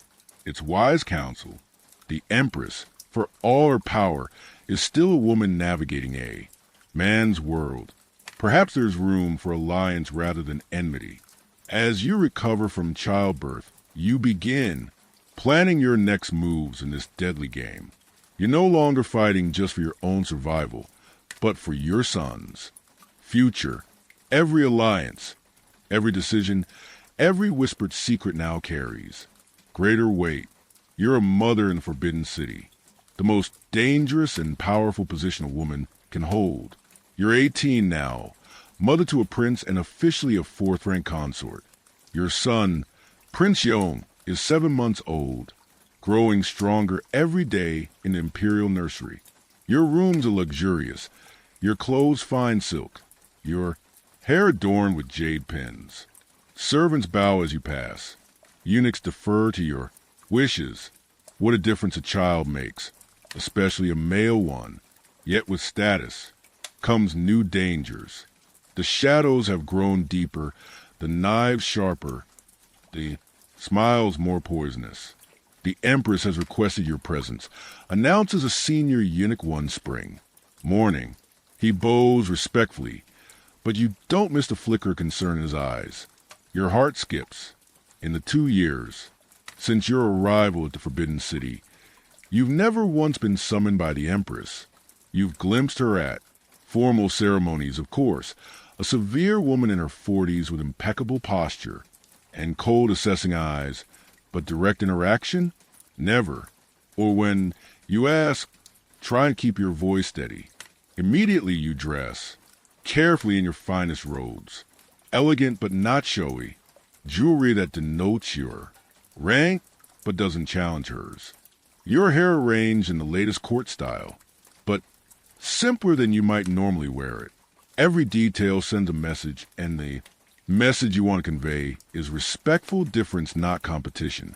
The Empress's quarters lie in the heart of the palace, a series of interconnected courtyards and pavilions, larger than entire villages. Her personal guards, women, not eunuchs, search you thoroughly before allowing you to enter the innermost chamber. The room takes your breath away. Jade and gold, everywhere. Carved screens depicting immortals and mythical beasts. Silk so fine they seem to float. And at the center, seated on a raised dais, the Empress herself. You kowtow deeply, pressing your forehead to the cool marble floor. Rise, she commands. Her voice is surprisingly melodious. You stand, keeping your eyes appropriately lowered. So, you're the garden girl who caught my husband's eye, she says, studying you with frank curiosity, and gave him yet another son. Your Highness honors me by remembering. You murmur. She laughs short and sharp. I remember everyone who enters my husband's bed, and everyone who bears his children, especially the sons. You say, nothing waiting. In the Forbidden City, patience often reveals more than questions. Your son is strong, she continues, healthier than most. The physicians say he has a good constitution. Heaven has blessed him. You reply carefully, heaven and the proper bloodlines. She taps her fingers on the armrest of her chair. Tell me about your family. The question is a trap. Everyone knows. You're a farmer's daughter, plucked from obscurity. To pretend otherwise would be laughable, but to admit your low origins too directly might seem like highlighting the fact that a peasant girl has produced a stronger heir than the Empress herself. My family served the soil, Your Highness. Simple people who worked hard and honored their ancestors. No notable bloodlines, no distinguished relatives. None that I know of, Your Highness. She nods as if confirming something to herself. And yet you've risen quickly here. 4th-rank consort in just 3 years with valuable alliances. So she knows about Lady Chun, Lady Sun, Lady Jiao. Of course she does. The Empress has spies everywhere. I've been fortunate to receive guidance from those wiser than myself. You say, guidance? She repeats, yes, I suppose. That's one word for it. Politics is another.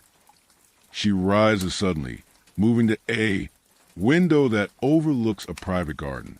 You remain standing, not daring to move without permission. Do you know why I summoned you? She asked without turning. No, Your Highness, because I wanted to see if you're as clever as they say. Now she turns, fixing you with that penetrating gaze, and whether you might be useful to me. The statement hangs in the air between you. The Empress, the most powerful woman in China, is suggesting an alliance, or at least an arrangement of mutual benefit. How might I serve Your Highness? You ask, choosing each word with care. My son is delicate, she says bluntly. The Crown Prince has always been sickly. His position is secure. He is the eldest after all. But there are those who whisper, He may not be strong enough to rule when the time comes. You know the whispers she means. Everyone does. The crown prince is 15 but looks 12, thin and pale, prone to fevers and coughing. Fitz, his brothers, including your own son, appear far healthier. These whispers could become shouts, she continues, especially if certain factions gain influence with the emperor. Factions that might prefer a more robust heir, like your son. The implication is clear. Some would prefer to see Prince Yong elevated over Crown Prince. I have no such ambitions for my son. Your Highness, you say truthfully. Prince Yong will serve his elder brother loyally when the time comes. More noble sentiments. She says, a hint of mockery in her voice.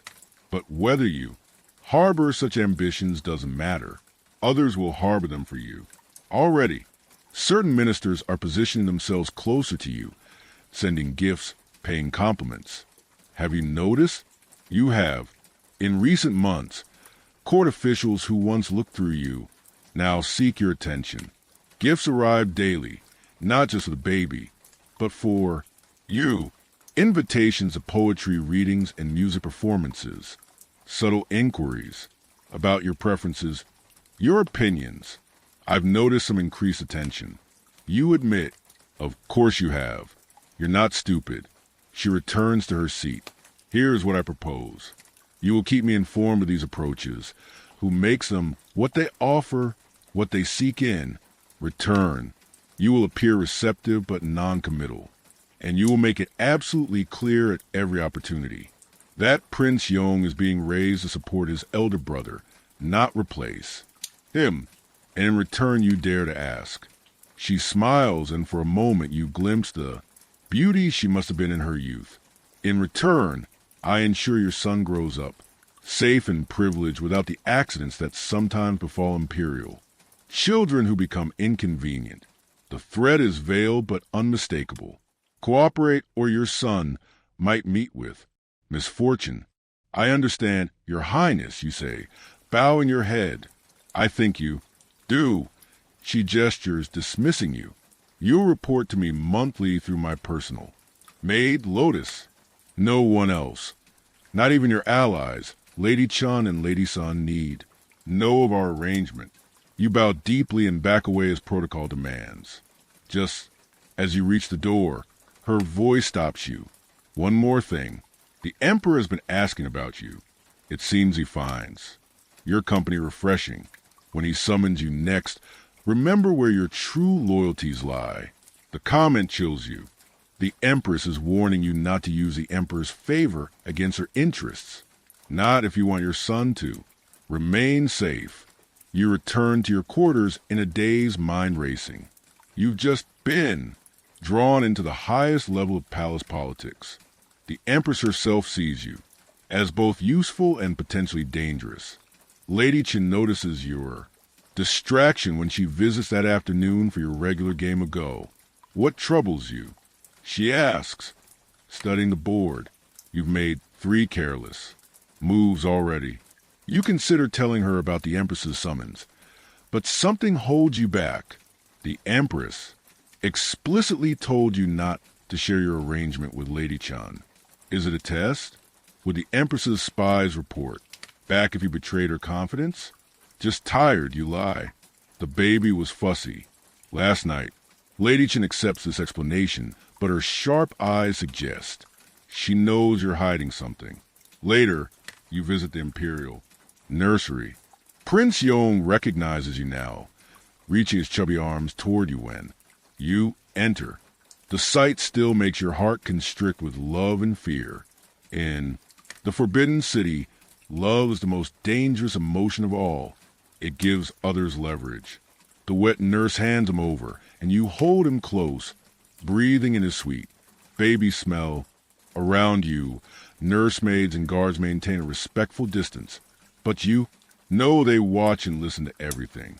Your son received a gift today, says the head nursemaid, presenting a tiny jade pendant on a red silk cord from Minister Wu's household. Minister Wu. The minister writes, one of the most powerful officials in court. Why would he send a gift directly to your infant son? A generous gesture, you say carefully. Has it been tested? Of course, it's quite safe. You examine the pendant, a dragon and phoenix in. Perfect detail. Far too valuable for a simple gift of congratulations, especially 7 months after birth. Send a suitable acknowledgement. You instruct, handing the pendant back. You don't want a valuable item near your son, no matter how many tests it's passed, and keep it with his other treasures, meaning locked away. That night, unable to sleep, you start a mental inventory of the political forces gathering around your son. Minister Wu represents a conservative faction, traditionalists who maintain strict Confucian values and resist foreign influence. By contrast, Minister Xiao from a board of works, who sent in elaborate mechanical toy last week, leads a progressive faction that favors increased trade with outsiders. Both powerful, both suddenly interested in a fourth-rank consort's baby son. Then, there are the military commanders. General Fun sent an exquisite miniature sword. Admiral Hong contributed a pearl, said to protect from drowning. Even the chief eunuch, who officially served the emperor, but maintains his own power, base, has shown unusual attention to Prince Yong's welfare. All because your son appears strong while the crown prince remains weak. All positioning themselves for future influence should succession become complicated. The emperor summons you 3 days later. This time you're brought to his chambers, with full imperial protocol. Carried in a sedan chair by eunuchs wrapped in silk so. No one can see you. The ritual befits your new rank. He's in a contemplative mood, sitting by a window overlooking a moonlit garden. He gestures for you to join him, pouring tea with his own hands rather than calling for servants. An extraordinary intimacy. How is our son? He asks. A strong and growing, your majesty. The physicians say he has your constitution. He nods, pleased. And you are your new. Quarter satisfactory? More than satisfactory, your majesty. I am overwhelmed by your generosity. Not generosity. You've earned your position. He sips his tea. The Empress received. You recently. So he knows. Of course he does. Just as the Empress knows when he summons you. Yes, your majesty. She was most gracious. What did you discuss? Another test. The Emperor and Empress maintain separate courts, separate spheres of influence. What passes between them is often as formal and negotiated as relations between separate kingdoms. She spoke of Prince Yong's health, your majesty, and of her own son, the crown prince. Nothing else. His eyes sharpen. You hesitate, weighing risks. Lie to the emperor and be caught. Tell the truth and betray the empress's confidence. She suggested that certain factions might see Prince Yong as a rival to the crown prince. You say carefully. She wanted to ensure I understood this was not her view, nor would it be mine. The emperor watches you. Expression unreadable. Clever. You've told me the substance while maintaining her. Confidence. He sets down his teacup. The empress is right to be concerned. The crown prince's position is secure by law and tradition, but not everyone respects such constraints. Your majesty has many strong sons, you venture. Prince Yong will be proud to serve his elder brother when the time comes, as he should. The emperor's gaze turns distant, but fate can be unpredictable. The strong sometimes falter, the weak sometimes find strength. A wise ruler prepares for all possibilities. What is he suggesting? That the crown prince might not inherit after all? That your son might be considered as an alternative? The thought both thrills and terrifies you. The best service I can offer Prince Yong is to raise him to be loyal to his father and brother, you say, threading the needle between the emperor's implicit suggestion and the empress's explicit warning. He smiles slightly. You navigate these waters well for one so new to them. I've had good teachers. Yes, Lady Chen has served you well, as has Lady Sun in her way. He shifts, his manner changing subtly. But tell me, what do you think of Minister Wu? So, he's noticed the minister's interest in your son. 2. I don't know him well.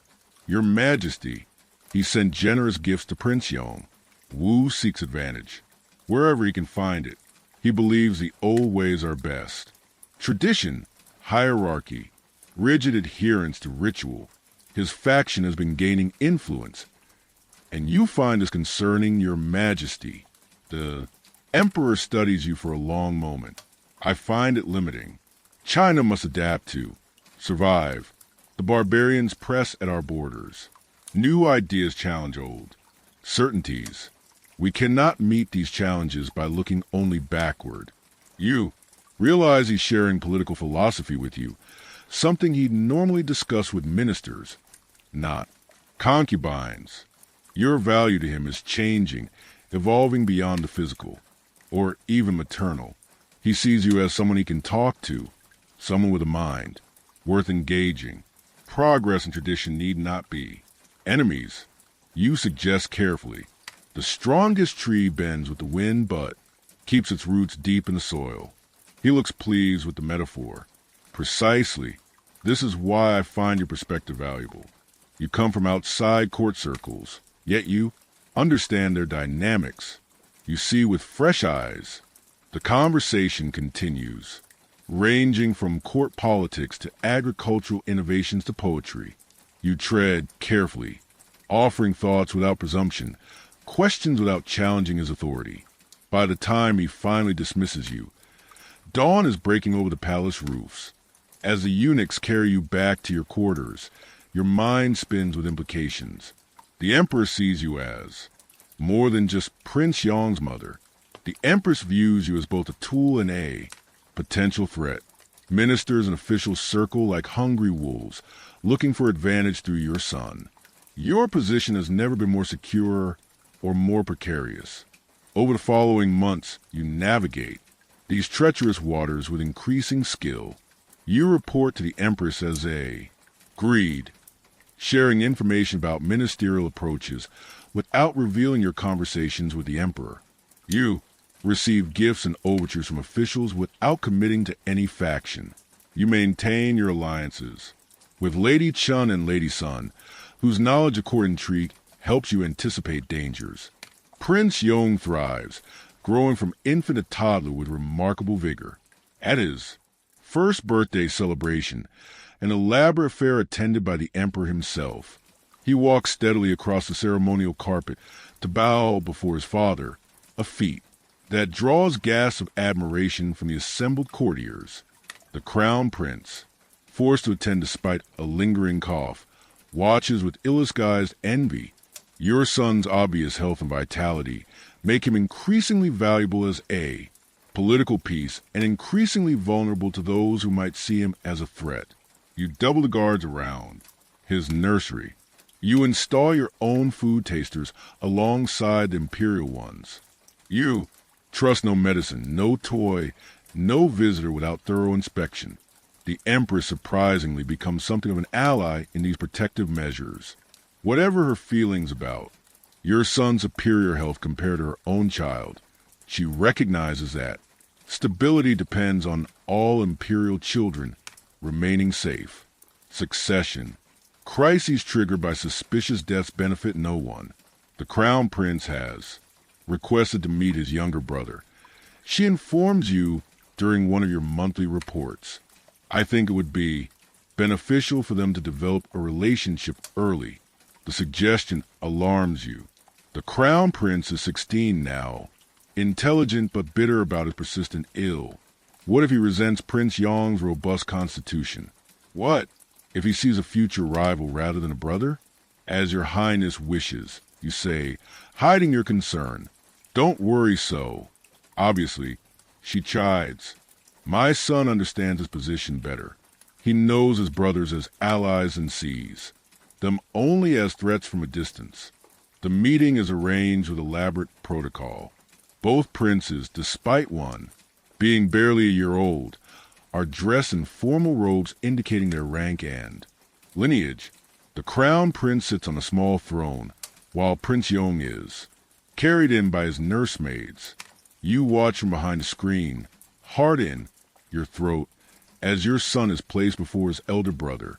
To your surprise, the crown prince is stern. Expression softens when Prince Yong, ignoring all protocol, toddles forward and reaches curiously for the jade pendant hanging from his brother's belt. He's fearless, the crown prince remarks, letting the baby examine the ornament. Like father must have been. He's strong, your highness, says the nursemaid, like his elder brother will be when health returns. A diplomatic answer. The crown prince doesn't seem convinced, but he pats Prince Yong's head with something like affection. When I am emperor, he says, I will need loyal brothers to help me rule better than ministers who think only of their own advancement. Is it a genuine sentiment or a calculated performance for those watching? Either way, it represents a potential shift in how your son is viewed. Not as a threat to the crown prince, but as a future supporter and defender. As Prince Yong is carried out, the crown prince catches your eye through the screen. He knows you're there watching. His gaze is unreadable, but he inclines his head slightly. Acknowledgement, if not exactly respect. That night, the emperor summons you. Again, these meetings have become more frequent. Once a month, at least, sometimes more often. Court gossip suggests you become something of a favorite, though not yet elevated to the status of imperial consort. Our sons met today, he says, as you pour his tea. Yes, your majesty. The crown prince was most gracious. He is intelligent, my eldest. What he lacks in physical strength, he makes up for in mental acuity. The emperor sounds both proud and concerned. Did you know he's been studying the military classics, strategy, tactics, the art of war? A proper education for a future emperor? You offer perhaps? But he shows little interest in poetry, calligraphy, or music, the civilizing arts that balance martial knowledge. He sigh. I worry about what kind of ruler he will become. You remain silent. This conversation veers too close to treason to risk a comment. Prince Yong seems differently inclined. He continues. Even at his young age, he shows curiosity, engagement with the world. The nursemaids say he smiles at music. He does, your majesty. He waves his hands when the court musicians practice near the nursery. The emperor nods, pleased. Good. A ruler needs appreciation for beauty, as well as strength. A ruler? Has, he said, too much? His expression gives nothing away. All your sons have. Different gifts, you say carefully. Together they will bring honor to your legacy. He seems satisfied with this. Diplomatic answer. The conversation shifts to other matters. Court intrigues, provincial reports, the eternal bureaucratic squabbles between ministries. As dawn approaches, he dismisses you with unusual warmth, squeezing your hand briefly as you bow to leave. It's the most personal gesture he's ever made toward you.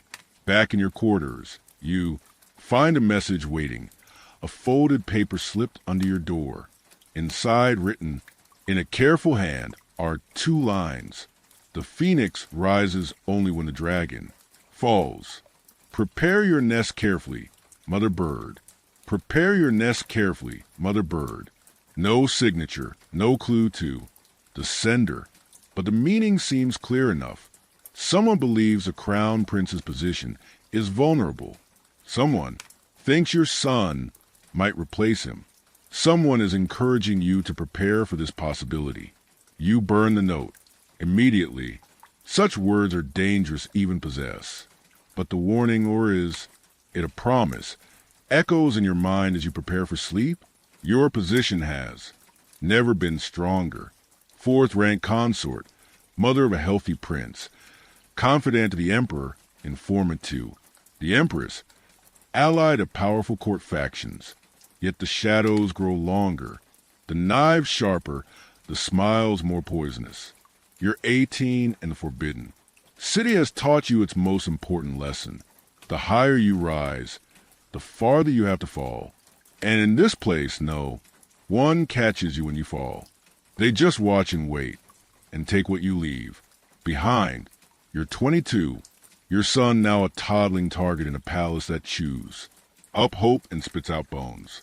You've dodged knives, both steel and whispered, but the air's heavier now, thick with plague and panic. The emperor is sick. The court's a mess of whispers, and the word succession slithers through silk. Curtains. Prince Yong, your beautiful boy, has just turned 3. Old enough to speak in full sentences, to recognize Chinese characters, to bow perfectly in court ceremonies. Old enough to be dangerous to those who support the crown prince. Old enough to be a pawn worth. Sacrificing in the great game. You've risen to 3rd-rank consort through the emperor's continued favor. Your chambers now sit in the inner palace complex, just 2 courtyards away from the Imperial bedchambers. Your robes are embroidered with gold thread. Your hair, ornaments worth more than your entire village's yearly harvest. When you walk through the palace, lower-ranking women kowtow. Enough scurry to fulfill your wishes, but wealth and status offer no protection against what's coming. Perhaps they even make you more vulnerable. The emperor won't last a season. Lady Chun tells you during a private tea ceremony. She's risen alongside you, now a 3rd-rank consort herself. Still your ally after all these years. His physicians say the infection has reached his lungs. They've been saying that for months. You reply, careful, even in private. Walls have ears, especially palace walls. This time it's different. They've summoned the Imperial clansmen from the provinces. The succession council meets daily. Your stomach tightens. The crown prince is 19 now, still physically weak, but mentally sharp. By law and tradition, the throne is his, but law and tradition mean little when power hangs in the balance. What have you heard about Prince Yong? You ask, trying to sound casual. Lady Chen's eyes flick to the door, checking for eavesdroppers. Minister with faction mentions him often. They say a strong emperor is needed in dangerous times. The implication is clear. Some factions would prefer your healthy, vigorous son to the sickly crown prince. Despite the age difference, a regent could rule until Prince Yong comes of age. He's 3. You say flatly. He can barely dress himself. Age matters less than bloodlines and alliances. Wu's faction would control the regency. Through Prince Yong, they would control China. And through you, they think they would control Prince Yong. What they don't understand is that Imperial children belong to the state, not their mothers. If they elevate your son to emperor, you'd likely be separated from him entirely, relegated to a ceremonial role, while advisors raise him to their liking. The crown. Prince is the rightful heir, you say firmly. Lady Chen studies you over her. Teacup, you sound like the Empress. The Empress understands stability. A succession crisis benefits no one except those who wish to seize power for themselves. The conversation shifts to safer topics, but the warning lingers. Your son has become the center of a dangerous political calculus with your own position hanging in the balance. That night, a palace maid delivers a message not written, too dangerous for that, but whispered directly in your ear. The Empress requests your presence. At the hour of the rat. Come alone, tell no one. Midnight, the palace sleeps, or pretends to. You slip through dark corridors, accompanied by a single trusted maid who waits outside while you enter the Empress's inner chambers. The room is dimly lit by a single oil lamp. The Empress sits behind a screen, her figure a shadow against the translucent paper. Even in private, certain protocols must be maintained. The Emperor will die within the week. She says without preamble. The court physicians have told me confidentially. Yuko, stunned by the bluntness of her statement. Rise, she commands.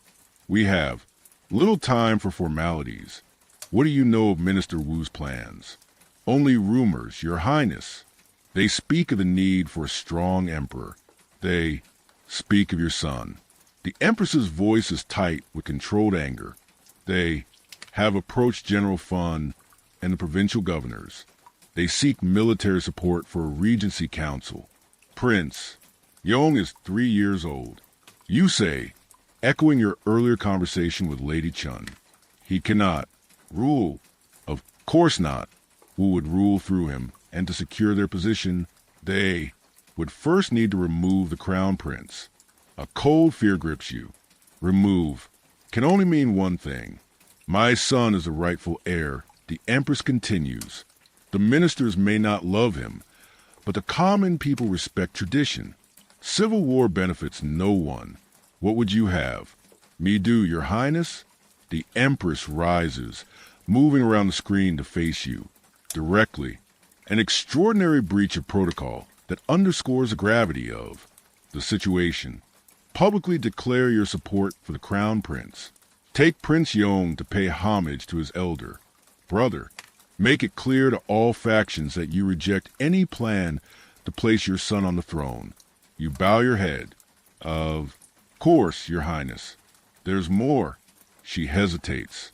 Unusual for a woman normally. So decisive. You must leave the palace. Your head snaps up. Leave for your safety and Prince Yong's. As long as you both remain here, you will be tools for ambitious men. The Crown Prince cannot secure his rule while potential rivals exist within the palace walls. You want us exiled. The realization hits like a physical blow, not exile, protected. The Empress's expression softens slightly.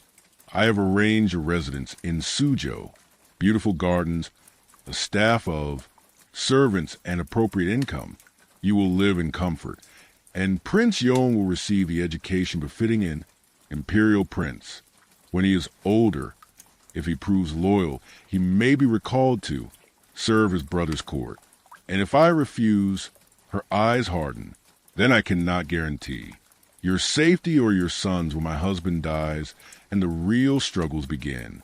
The palace is no place for children during a succession. She's right, and you know it. The history of Imperial China is littered with dead princes, casualties of succession struggles. Even if the Crown Prince secures a throne without bloodshed, your son will always represent a potential threat to be eliminated. When must we leave? You ask, resignation in your voice.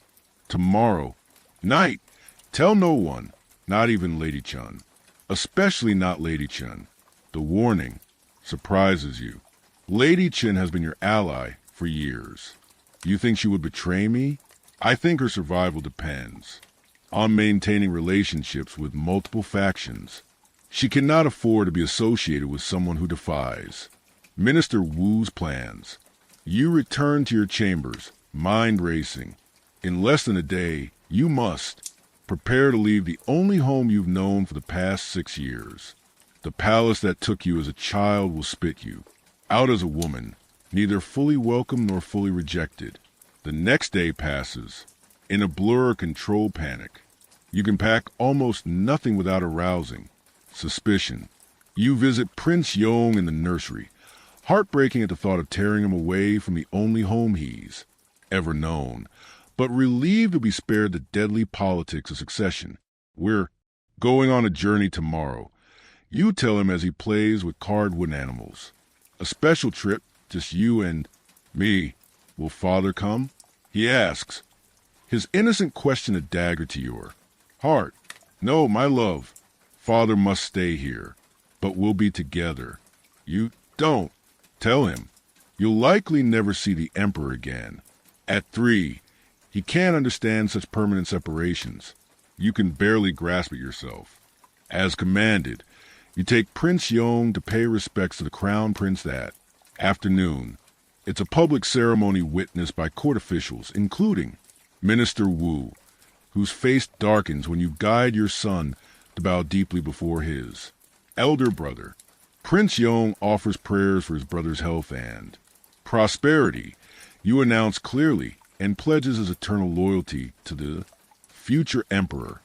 The crown prince, thin and pale but alert, acknowledges the gesture with surprising warmth. My brother's loyalty honors our father. I shall remember it when I sit upon the dragon throne. The message is unmistakable. You have chosen sides. Publicly and irrevocably, Minister Wu leaves the ceremony without speaking to you, his plans visibly disrupted. That night, as the palace settles into uneasy sleep, a closed sedan chair arrives at your private garden gate. Two eunuchs, loyal to the Empress, help you and Prince Yong inside, covering you with dark cloth. The chair bearers, not palace servants, but hired men from the city, lift you and begin the journey out of the forbidden city. The gates open. Silently, guards bribed or loyal to the Empress stepping aside. For the first time in 6 years, you pass beyond the red walls that have been both prison and protection. The journey to Suzhou takes 2 weeks. You travel with a small escort. The story is that you're a wealthy merchant's widow returning to her hometown. Prince Yong, bewildered by the sudden changes, alternates between excitement at seeing the outside world and tantrums demanding to return to his familiar nursery. The residence in Suzhou is as beautiful as promise. Set beside a willow-lined canal, the house features elegant pavilions, a garden with artificial mountains and a lotus pond, and quarters for a modest staff of servants. Not as luxurious as the palace, but far grander than anything you could have imagined in your farming village days. 2 weeks after your arrival, news reaches you. The emperor is dead. The crown prince has ascended the dragon throne without incident, taking the reign title.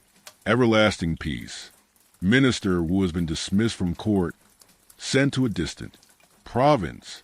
The empress, now the empress dime, remains influential, guiding her son's early rule.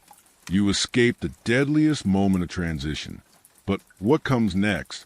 The answer arrives in the form of an imperial edict 3 months later. It's read aloud by a court official who travels specifically to Suzhou for the purpose. By heaven's mandate, the emperor decrees, Prince Yong shall henceforth be known as the Duke of Peaceful Loyalty, holding lands. In Jiangnan Province, his mother, the Imperial consort, shall be designated, the Lady of Tranquil Virtue. They shall maintain their residence in Suzhou, receiving appropriate stipends and honors. The Duke shall be educated in classics, military arts, and administration, preparing him for future service to the throne. The message is clear. You haven't been forgotten, but you won't be returning to court. Your son has been given a noble title rather than remaining a prince, a demotion wrapped in honor, removing him from the imperial succession while providing him a dignified position. It's the best outcome you could have hoped for. Your son will live. You will live. You'll have wealth, comfort, and a measure of freedom unknown within palace walls. Life in Suzhou settles into a rhythm, unlike anything you've known before, without the constant deadly politics of the forbidden city. You discover what ordinary wealthy Chinese women experience. You can walk in your garden without fearing assassination.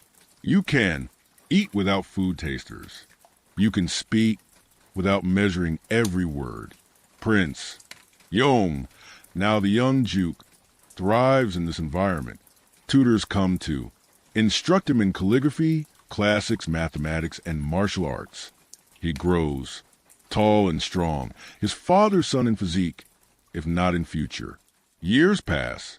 You turn 25, then 30, then 35. Your son becomes a young man respected in the region for his intelligence and fairness. Local officials consult him on difficult matters. Merchants seek his approval for major ventures. He shows administrative talent that might have made him a fine emperor in another life. Occasionally news comes from the capital. The emperor, your son's half-brother, has consolidated power. The Empress Doja has retired to a Buddhist temple. Lady Chun eventually fell from favor, though rumors suggest she lives comfortably in a country state rather than suffering execution. The palace politics that once consumed your every waking thought now seem distant, almost trivial. You realize the enormity of what you escaped. Not just death or disgrace, but a lifetime of artificial constraints of never feeling safe, of seeing your son used as a political tool until he was either broken by the system or corrupted by it.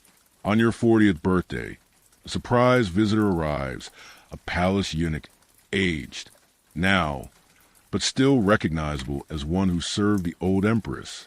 He brings gifts, and a letter written in the Empress Doja's own hand. You chose wisely. She writes, "The palace consumed those who remained. Your son lives. Mine rules, but never sleeps peacefully. Perhaps you found the better path." It's as close to an admission of envy as you'll ever receive from the woman who was once the most powerful female in China. That night, sitting in your garden pavilion, watching fireflies dance over the lotus pond, your son joins you. He's 21 now, recently married to the daughter of a respected scholar official family. The match was based on compatibility rather than politics. Another freedom you'd never have had in the palace. Do you ever regret leaving? He asked suddenly. The palace, I mean the power you had. There, you consider the question carefully. I regret leaving certain people. Lady Chun, Lady Sun, even Lady Zhao, who helped us survive. But the palace itself, no, it was beautiful and terrible, like living inside a tiger's mouth. Magnificent, but always one moment from being devoured. I might have been emperor. He muses, a rare acknowledgement of the path not taken. You might have been dead, you correct gently. Few imperial sons survived. Succession struggles intact. Instead, I'm a minor noble in a provincial city. You're alive, free to make your own choices, to marry for compatibility, rather than alliance, to walk in gardens without armed guards, to eat without fear of poison. You take his hand. I was sold to the palace at 12. I never had choices. You do. He smiles, squeezing your hand. Freedom instead of power. An unusual choice in our history. Perhaps that's why we're still here to discuss it later, as you prepare for sleep in your comfortable chamber, a room that's truly yours, not assigned based on imperial favor. You reflect on the journey that brought you here, from a farmer's daughter to imperial consort, the provincial noblewoman, from terrified child to political survivor, to something approaching contentment. The path makes no sense from the outside, following neither fairy tale narratives of triumph nor tragic arcs of destruction. Instead, it's messier, more human. You survived. You protected your child.